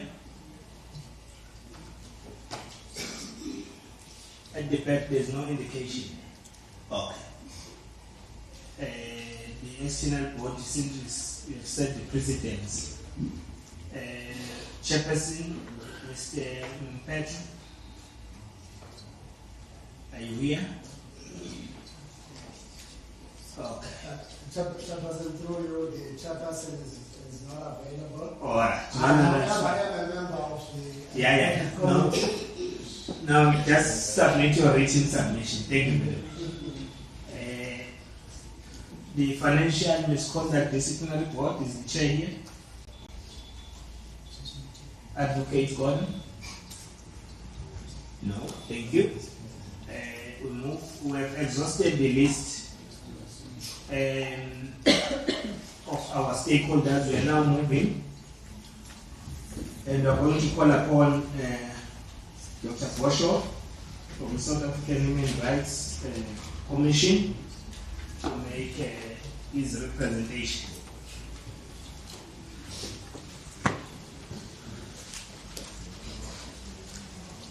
Over to you, Doc. Thank you very much, Chairperson, and good afternoon to the honourable members, also to everyone in attendance. Chairperson, it is no secret that local government or the municipalities in the Free State Province are in serious trouble.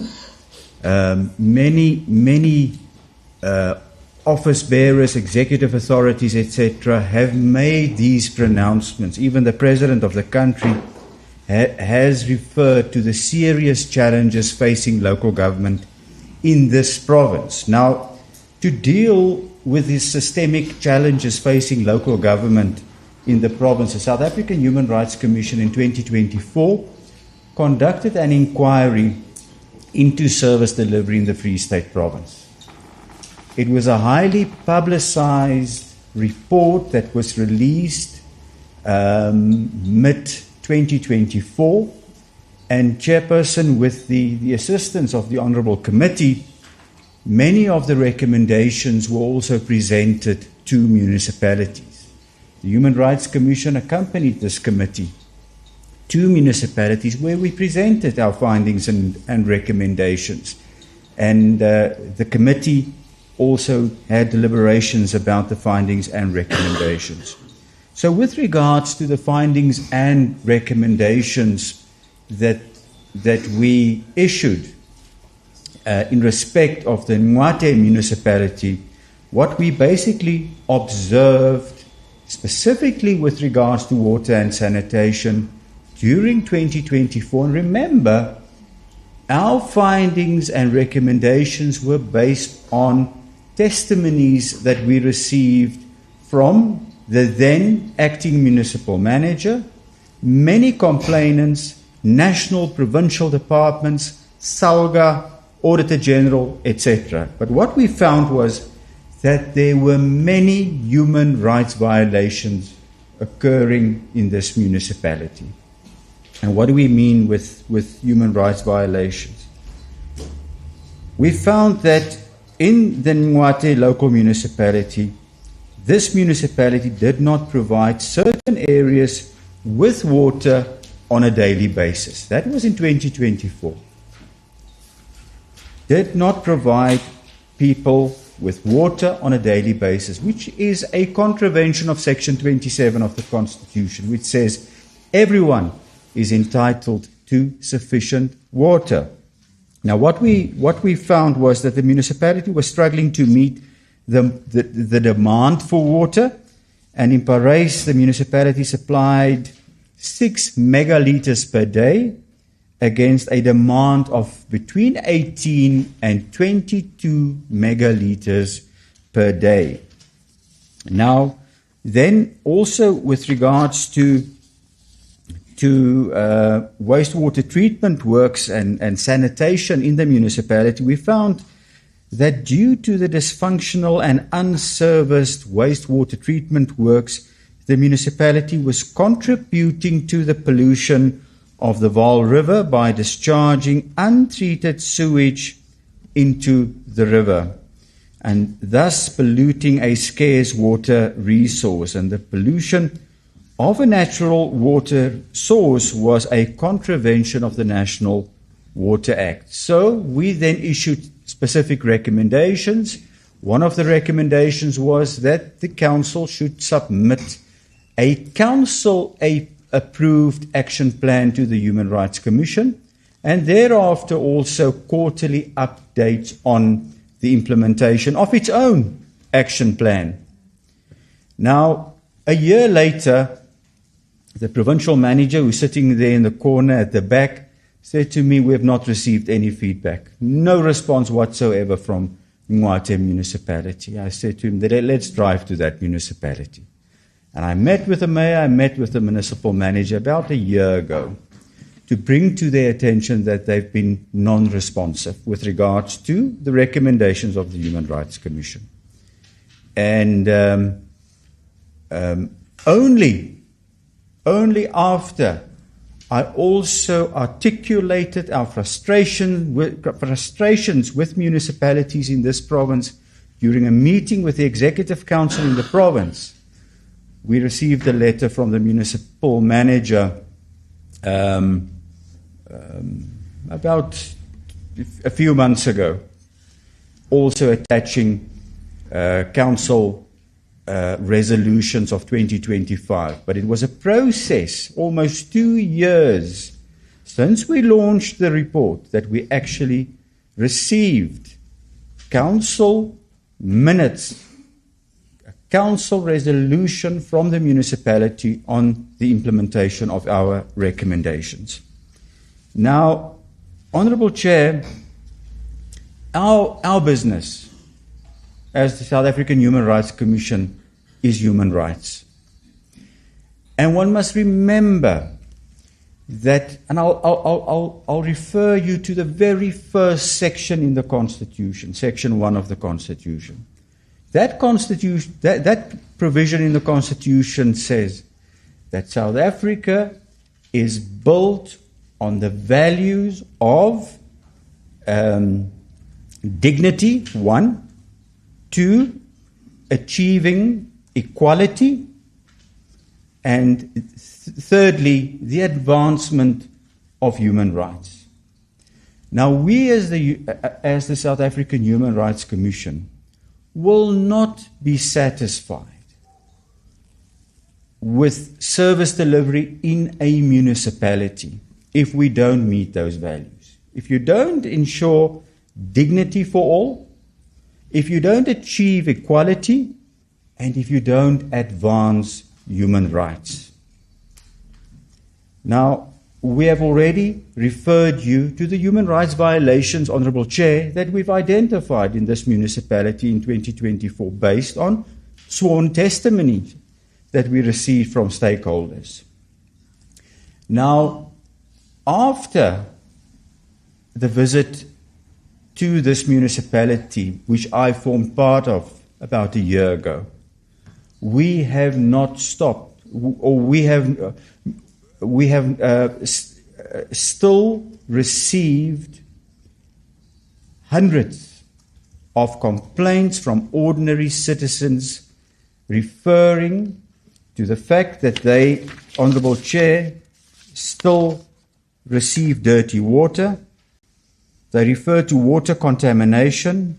Remember, these are allegations. They refer to water contamination in Vredefort, a confirmed case of cholera in Vredefort, sewage spillages in Parys, water and electricity challenges in Parys, lack of water, extension 5 copies, water and electricity challenges in Parys. I have also, Chairperson, received numerous video clips from citizens or residents of Ngwathe, and we've attached the pictures that we've provided to the Honourable Committee of sewage spillages in this municipality.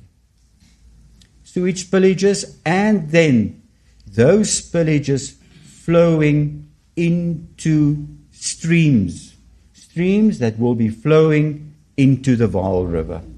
So we are still, in our view, observing human rights violations in this municipality.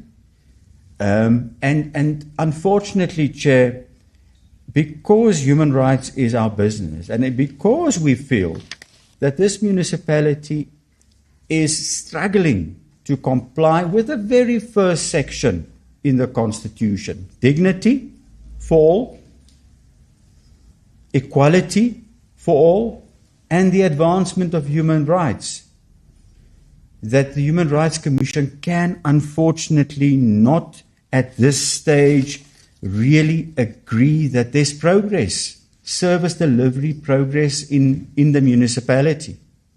Not for as long as we continue to receive complaints from citizens on a daily basis.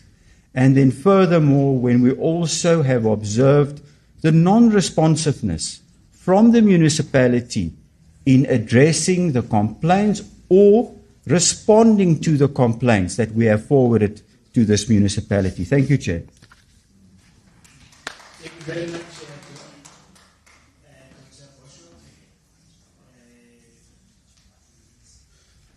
the Chair was not unfair on the allocation of time. The Commission was allocated 10 minutes, so that's why you couldn't hear any other indicating, and they finished before that. Now I'm going to agree with members of the committee that we use the different approach to engage here. I'll just allow them to make their statements for 3 minutes each. Then after that I close, then we thank everyone. Let me start with Honourable Mzimane because you're there. No questions for today. We just engage. Thank you. No, they may not answer now. But it's important that this must be submitted to understand exactly what's happening. You should have also advised that misleading the Parliament is punishable. What is important, what you want to get, what you do that, you may not answer now. If all what is being said by yourselves is so closely, why do we sit with the Treasurer today wanting also to improve the shape? Because that just strikes in the heart of governance. If you say you have good governance in all what you're submitting, directly that's what you're saying, why do we sit with that? Why do we sit with what the Human Rights Commission is saying now in relation to the citizen? That's but second, maybe the province will also assist in this way. you had an opportunity as a province, prior to the hand down of the judgment, to file a supplementary affidavit before the judges, based on the critical information that was known after the arguments, also convening events which are elucidated. Why that was never done? Is it because probably actually you stand up and say you don't concur with what they say? Or if you say you concur with what they say, why it was not considered? Why also the issue of procedure was never considered as another alternative? Or else the issue of ensuring that the submission as a question that come before us as a judge, come before us, present information, which information will also include this new critical information to show that the judgment is overtaken by events. It was only there. Because that issue will also assist us to get a clarity whether you are really representing the communities, or what is submitted to Human Rights Commission is what you should pursue, that we are being mistaken. Thank you. Thank you. On the mandate, it will take the entire 3 minutes, which is good. The next member is Dr. Steve Cocker. Thank you, Chairperson. And I think I want to start off, and I hope the HOD will convey this to the MEC. I'm very disappointed for not seeing him here.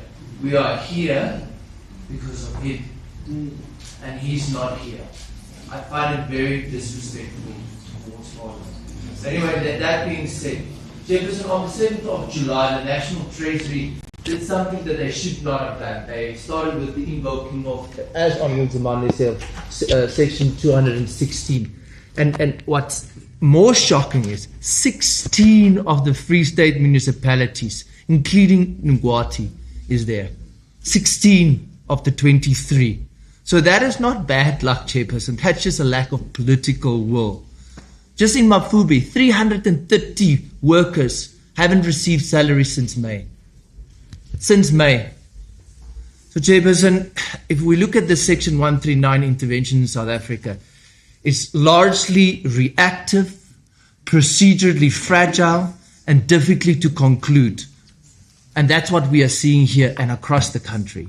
So if you look at the court judgment as well, and this is going straight, a lot of is going to the provincial government.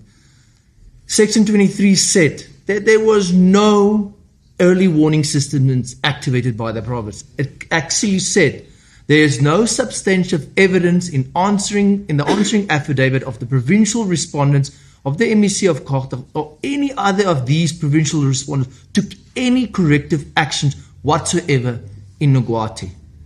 So Ngwathe's non-compliance, in respect of Ngwathe's non-compliance. So I want them to explain to us why was that not done.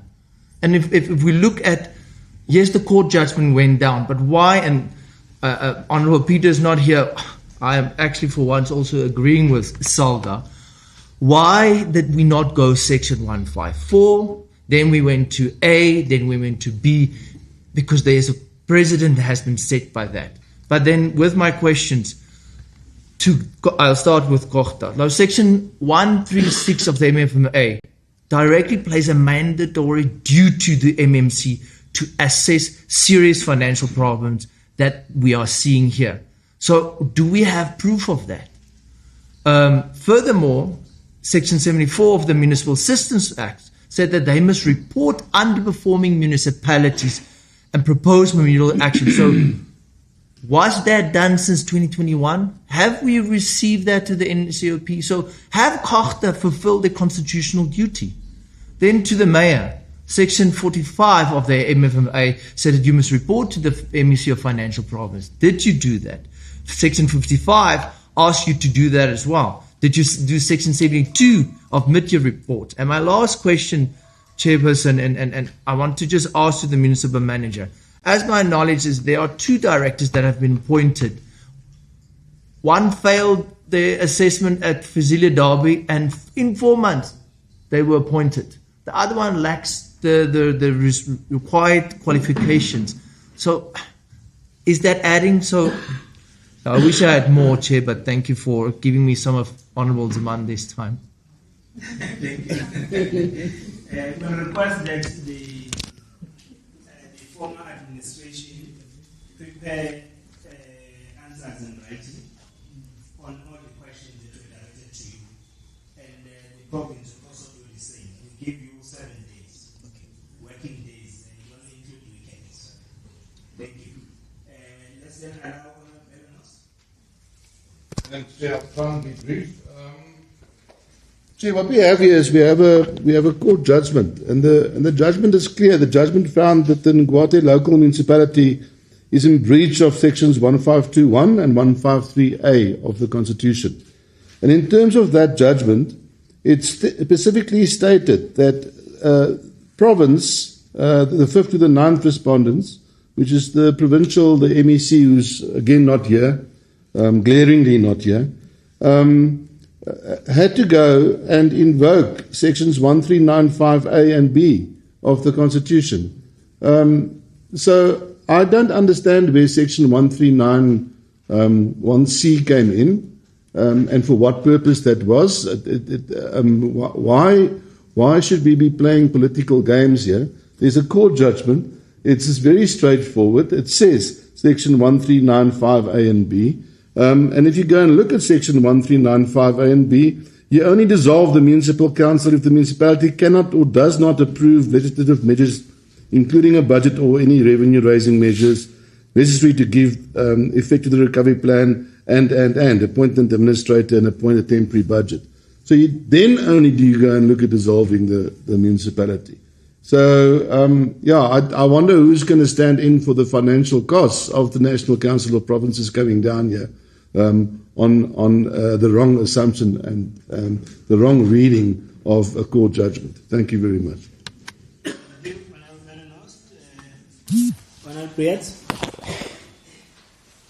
It's now your turn. Thank you, Chairperson. I almost thought it was going to be Honourable Mabebo. No, Chairperson, maybe let me start out by thanking the community and thanking them for participating. And I think we heard a lot. The gentleman from the foundation, was it the Edgar Foundation? I also think Salga summed it up very distinctly, and I will not go into detail. I think my 2 colleagues, Honourable Skeerkogel there from my colleague from the Free State, did say it aptly. We need to look at the manner in which it was invocated, and we need to look at section 1394 and 1395. Chairperson, what I, however, would like to focus on is the municipality has had many challenges. I think we've also seen some successes with the MM and the team that has been brought in, but I think they're still lacking a lot of things. A lot has been said about public participation. That is and continues to remain a problem. And then what I personally know to be a problem in Parys, and I have many residents who have phoned me in the past. Sometimes they phoned me at 3 a.m. Because there is a lack of communication, and there is a lack of communication channels. I know, for example, I think it is room 8 in the municipality. I am still traumatized by the number 8 because of room 8 in the municipality. And that is the only place where residents can go and report a problem. With the dissolution of councillors, you automatically lose that step in having councillors who have direct access to municipalities and residents who have direct access to councillors to do that. So I really, Dr. Solly, hope from my side that we see better communication, we see plans, we see a call centre of sorts or some plans to actually improve this, because I think that is where a lot of our frustration is seeded in, both as political parties in this municipality, but also as residents. If I know the water is going to be off, or I know there is a sewage spillage, I am a lot more forgiving of the problem if I know it's being attended to. Chairperson, and then let me say this two last points. I think my time is running out. I do not know what we will be able to achieve in 4 months, and I think we need to be realistic about that. We need to see, and that poses a problem, because the fact of the matter is this appeal has been 2 years that we have waited for that, and it's too little too late at this stage. But also, Chairperson, and I think it was Honourable Badenhorst, maybe Honourable Skirtwurgel and Honourable Nzawande that said, I am very worried about interventions of the province in municipalities, because we have named a number of them. I know we've been in a number of them, and if that is what we can expect here, I do really have no hope. Thank you, Chairperson. Thank you very much, Honourable Beard. Honourable Mabibo. Thank you very much, Chairperson. Let me just talk to Dr. Soli Mutingwe to ensure that the people of Ngwathe Municipality gets their service delivery, the residents of Paris. There should be more improvement as far as water and sanitation, electricity, and economic opportunities to the municipalities. I thank you. Let me spare you some minutes. Thank you very much, Honourable Mabibo. Honourable Makesin. No, thanks, Chairperson. Greeting to the community members. A lot of work has been done by the previous administrator, and we need just to congratulate, and we are saying to the administrators, a little fitla, a little senior, ubanele history of senior Kara province. And we just wish that the Honorable Tsaki Mukwena should be here, because he's supposed to be here, because it's not the first time. Every time when you come to the province based on his invitation, Chair, it's not coming. Most of the time he's submitting an apology. I sense a chaos that is going to happen in this municipality. I don't have hope to the team that has been sent by the MEC, because majority of the people who were presenting here, they were telling us about the presenting of Section 1391C. They didn't tell us about the right section, because deliberately the department decided to mislead the Parliament. We hope maybe when we are doing assessment as a committee, the provincial government will be held accountable. Why did they mislead the Parliament? Why did they mislead the community of Ngwathe? What are they trying to achieve with whatever that we are doing? But the team, the administrators, and the management of Ngwathe, please work together. Give services to the people of Ngwathe. A lot of work has been done. Liskela senior, ubanele na history ya senior, lele ka ufela lele. Thank you, Honourable Makesini. Honourable Whip, Honourable Molokome. No, thank you, Chairperson, for the opportunity, and let me greet the honourable members, our communities, and the department's chair. I'm not going to be long. I was just listening attentively to the administrator about the improvement that the municipality is doing. And he had also quoted the paragraph 54 of the judgment. If I heard you correctly, you said this wrong, and you are still going to engage about that issue. And I'm just of a view that you are agreeing that the municipality is addressing some of the issues that were raised. And also I listened to Salga, and I know that Salga, you are advocating for these municipalities and you are giving support so that what is said in the Constitution, Section 152, is addressed. And the executive mayor, I was listening to you. I'm not sure whether, Chair, I must refer you as the outgoing mayor or what. But the project that you were mentioning, And when the stakeholders were speaking here, they've raised that some of those projects, they are still ongoing. Some, they do have challenges. So we urge that let's make sure that we finish this project so that our communities, they receive the service delivery that we have promised them that we have promised them.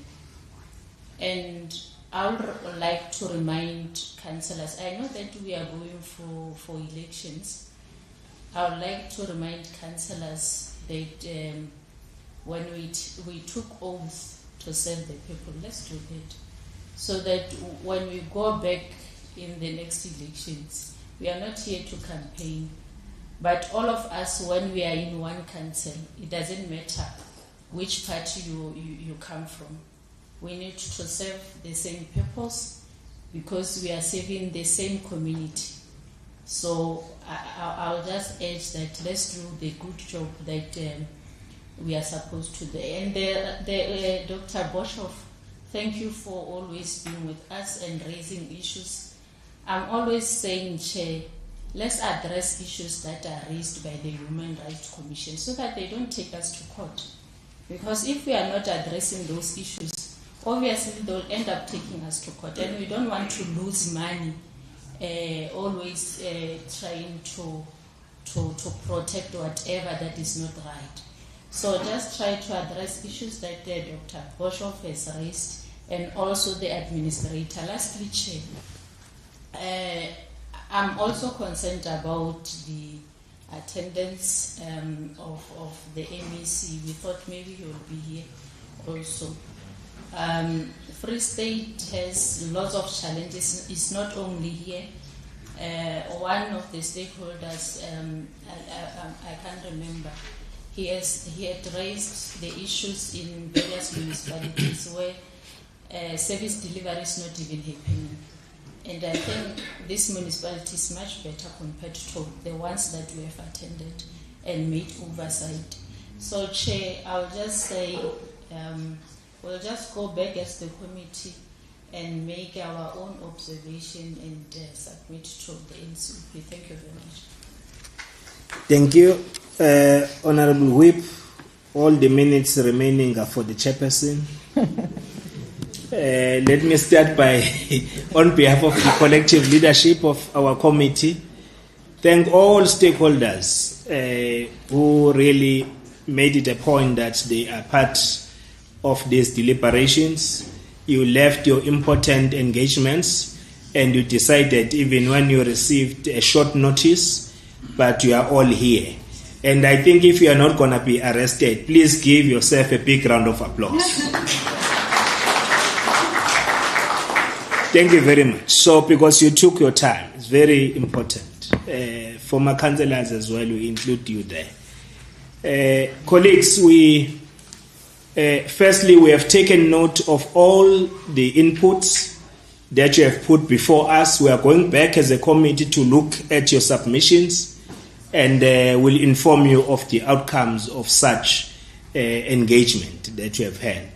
Secondly, part of our responsibility is to play oversight over the executive, as I explained. So we need to be certain that laws of this country, including the supreme law, which is the Constitution, is implemented as expected. It's part of our oversight that we will be playing. Thirdly, we always encourage, as this committee, even in our resolutions, if you can track them, we always encourage that Section 154 of the Constitution, it's a must. It's not an option. So municipalities are supposed to be supported by national, provincial sphere of government. So, but it is not happening as expected. So we need to emphasize on that. Before you think of any intervention, Section 154 should be the beginning of things. And thereafter you take further steps. The reason why we are not engaging now the report, we don't want to be in contempt of court. The decision has been taken, but we'll engage the report. Then we'll will brief the MEC and the Provincial Executive Council of our own taking on what has transpired. But we are busy with the process of playing oversight over the Minister of Culture to review white paper on local government, 1998 white paper on local government, because challenges of municipalities are structural. So they therefore require that government intervene and support municipalities through the expected changes that the minister has spoken about in terms of how do we then, in that review, how do we professionalize local government, how do we ensure that the funding for local government, for municipalities, is also looked at, because some of the reason why municipalities are not performing is because they do not have people who are qualified, because they can't afford to retain such skills. So the funding model for municipalities is very key in our action. So we are playing oversight on that. But this committee have also resolved in our meeting that we want to assess the impact of Section 139.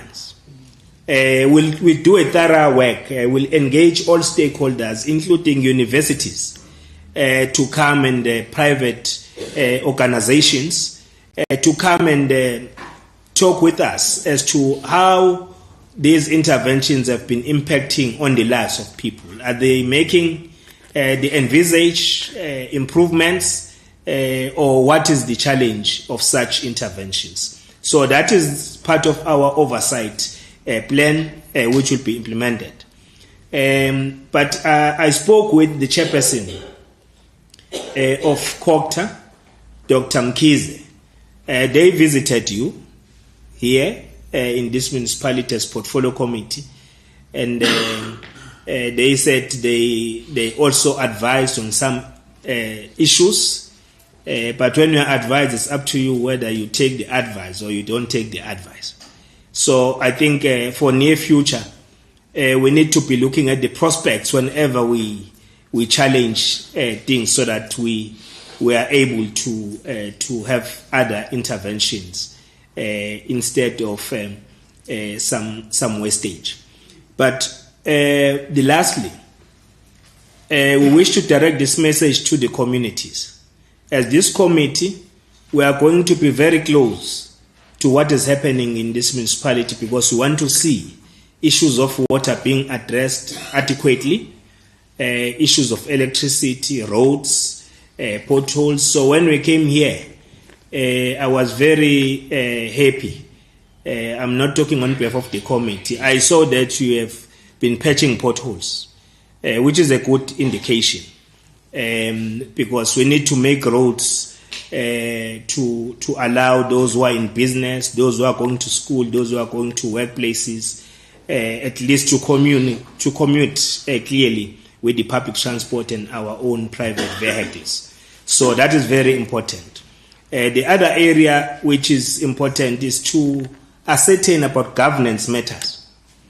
Governance matters, we can't compromise. When decisions need to be taken, must be taken on time. And when committees are appealing for us to resolve problems, our response should be swift in terms of responding to such issues.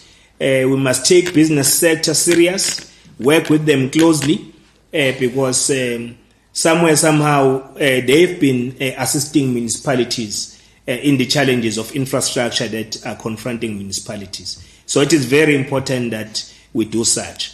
But in all the implementation of projects that have been highlighted here, and I was very happy because I was listening attentively. When the former mayor presented and the administrator came to present, they supported one another in terms of the progress that is being achieved. So it tells you that there is a lot that has been achieved, but we are going to process matters as presented before us. So we wish to thank all of you for your support and your attendance, and we wish you, administrator and the team, all the best, the administration of the municipality, to continue executing the obligations of the Constitution as expected, without any failure. So we wish all councillors who have been tasked with this responsibility of leading this municipality all the best, as well whilst they are still dealing with their campaigns for the next local government election. We also want to thank IEC. IEC is with us. Thank you, IEC, for being with us, and we are hoping that all leaders present here will encourage committee members to register to vote in November in bigger numbers. We also wish to thank is the IEC that was listed here, and we must also thank all departments, because there are other departments who are represented here in this meeting, for taking your time to come before us. With that, it's now exactly 1 o'clock. This chair is very strict on time. I therefore declare this meeting closed, not adjourned. Then the municipality requested that there are arrangements that the municipality have made. I won't pronounce on that, but we'll request members of Parliament that we go to our cars. We'll have our lunch at the airport. Thank you very much. Have a safe travel then back home.